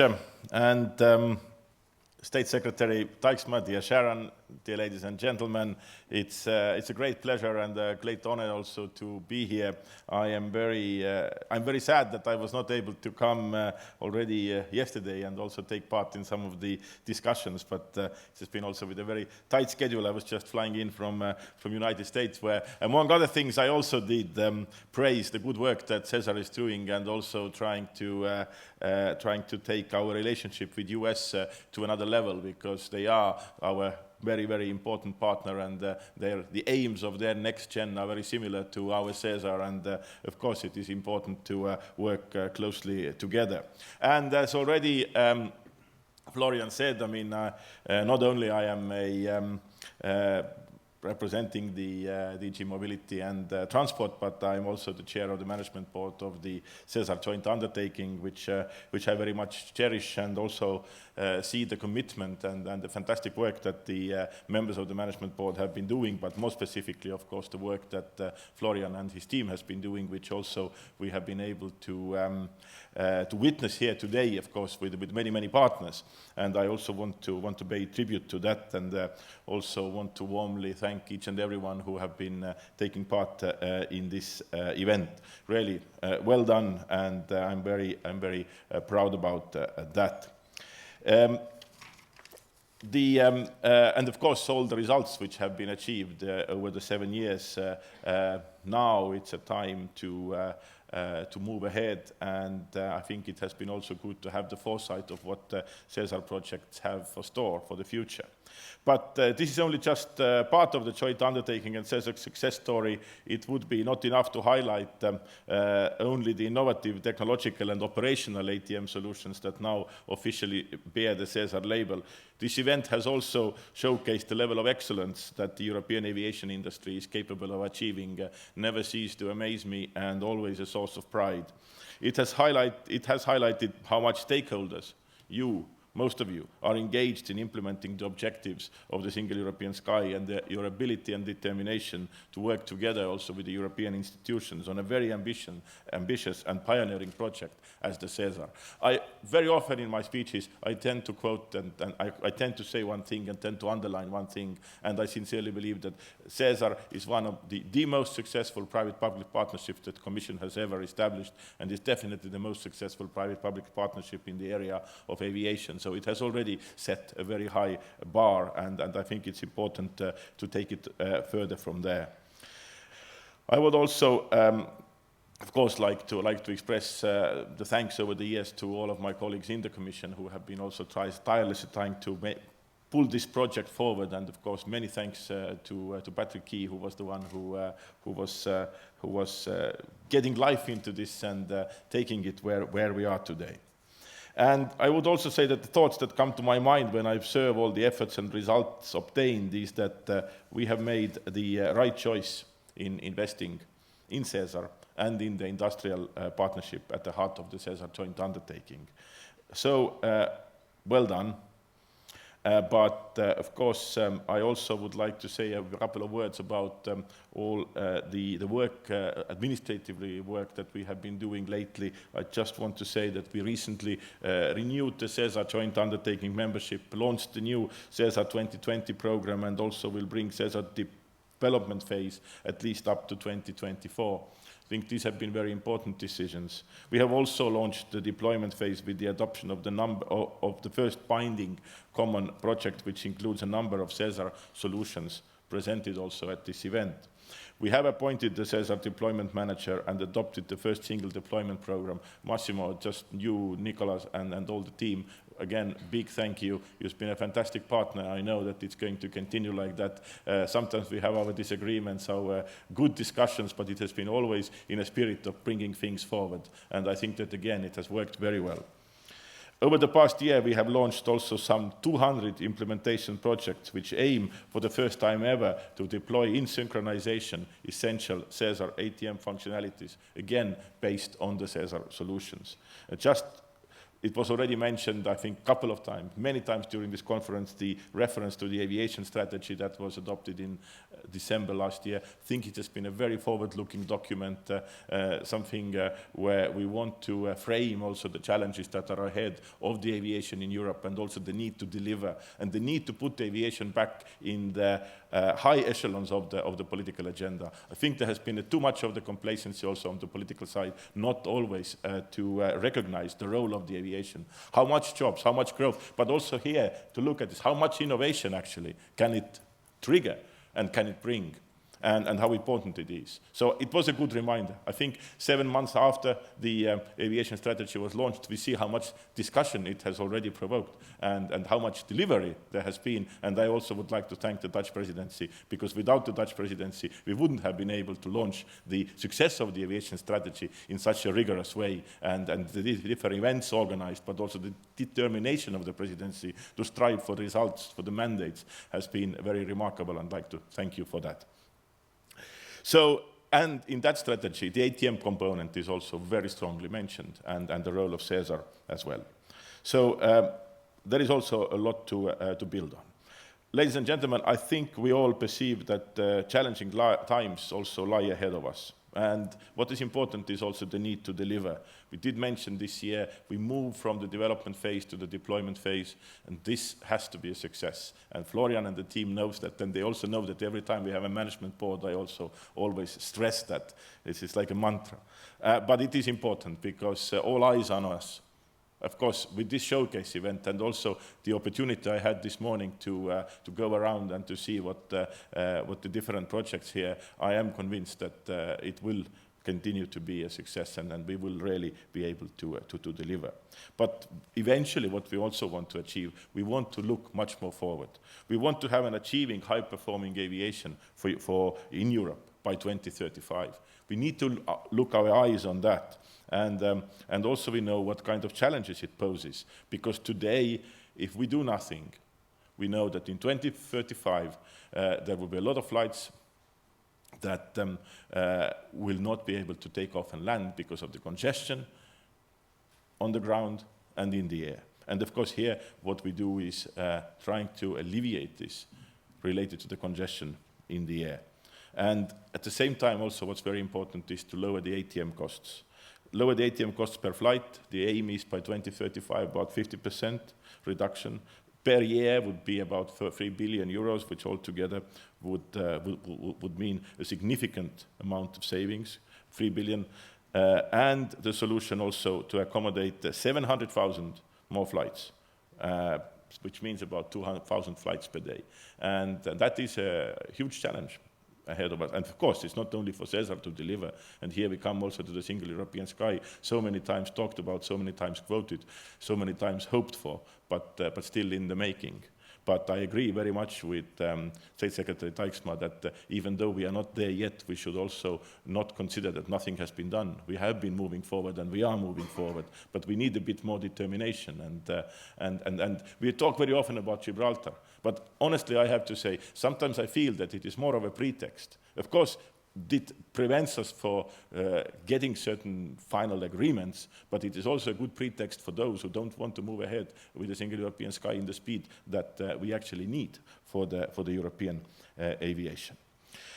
What we also need to preserve is safety and security of the air transport. Safety comes always first, and I know that all the projects which have been developed also take this as the most important point of departure. We need to improve service, market access, investment opportunities with third countries, and also ensuring and enhancing connectivity of the aviation sector within Europe and with the world, avoiding any obstacle due to lack of capacity or inefficiencies.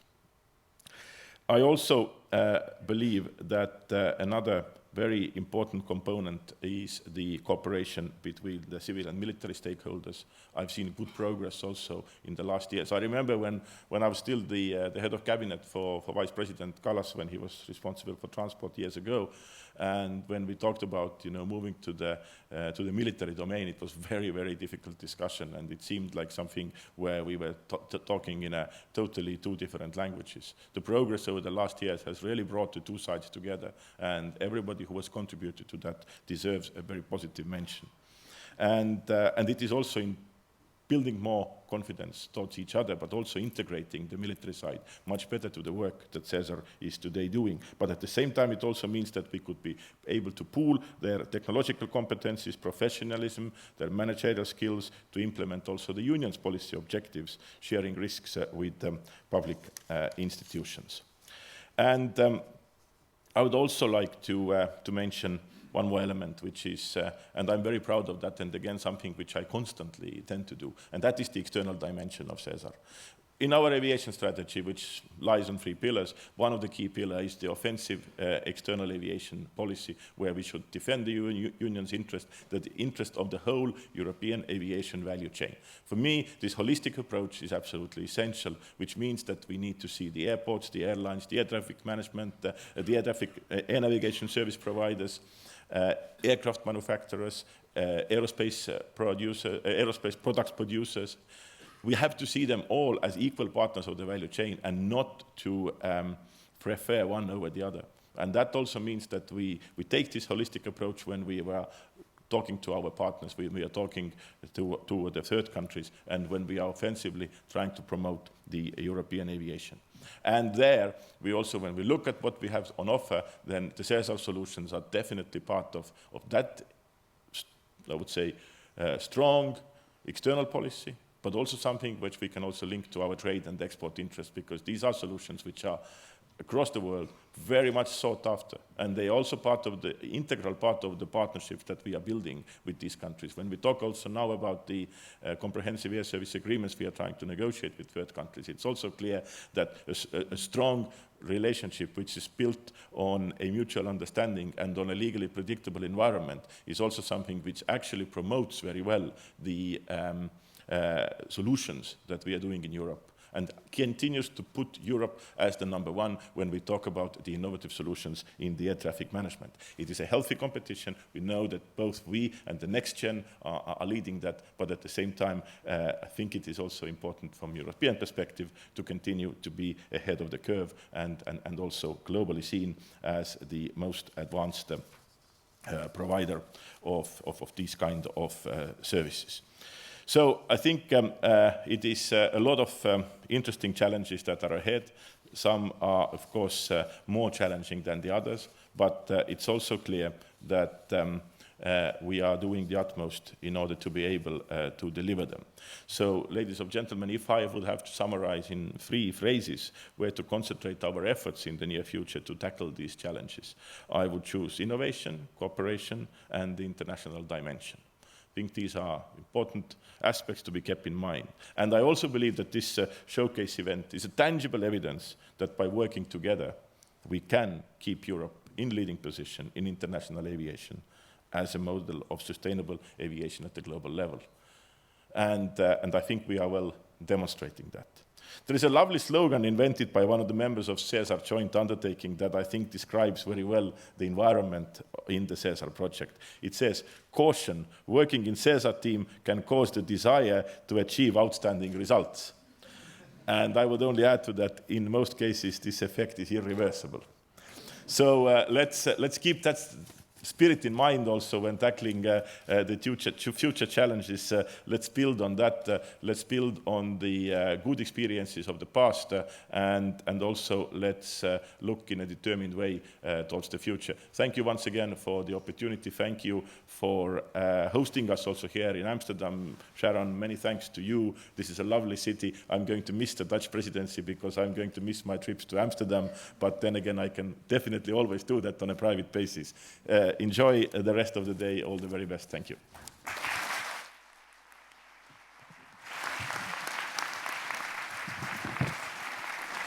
Thank you very much, Henrik, for those kind words. Thanks for the encouragement. I like as well to offer to you this SESAR storybook that is basically telling the story of what has been achieved so far, and we have actually the controller label of the flight position from SESAR 1 to SESAR 2020 on the first page.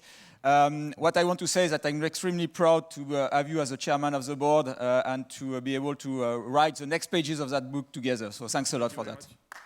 Thank you. So I'm afraid it's time to say goodbye. Before doing that, I just wanted to say a very short words and to show you something. This picture was taken yesterday when we were having the sessions in the Nemo Center. It was taken on board of one of the SESAR flight tests operating between Amsterdam and Bremen to validate the last stages of the high precision landing by satellite. So it shows it's very concrete. This picture was taken by, well, I can mention it, by Nicolas from the deployment manager who was on board of the aircraft. And this shows that SESAR is one. So we are really working together on the ground, in the sky, and that's really, I think, pretty impressive to see that. This shows as well that SESAR never stops. It's more or less today an H24, 7 days a week operation. And as you can imagine, an event like that could not be organized without a lot of effort from a lot of people. I can't thank them all. There are some of them, by the way. You have some of the colleagues from the SJU team in the room today, and I'm really glad to see them here. I have as well people at the office continuing to process the different stages of administration, finance, and technical operations that we are running. I'm glad to have with me today my deputy, Peter Rotham, who was there up to now, but he's able to join us yesterday night.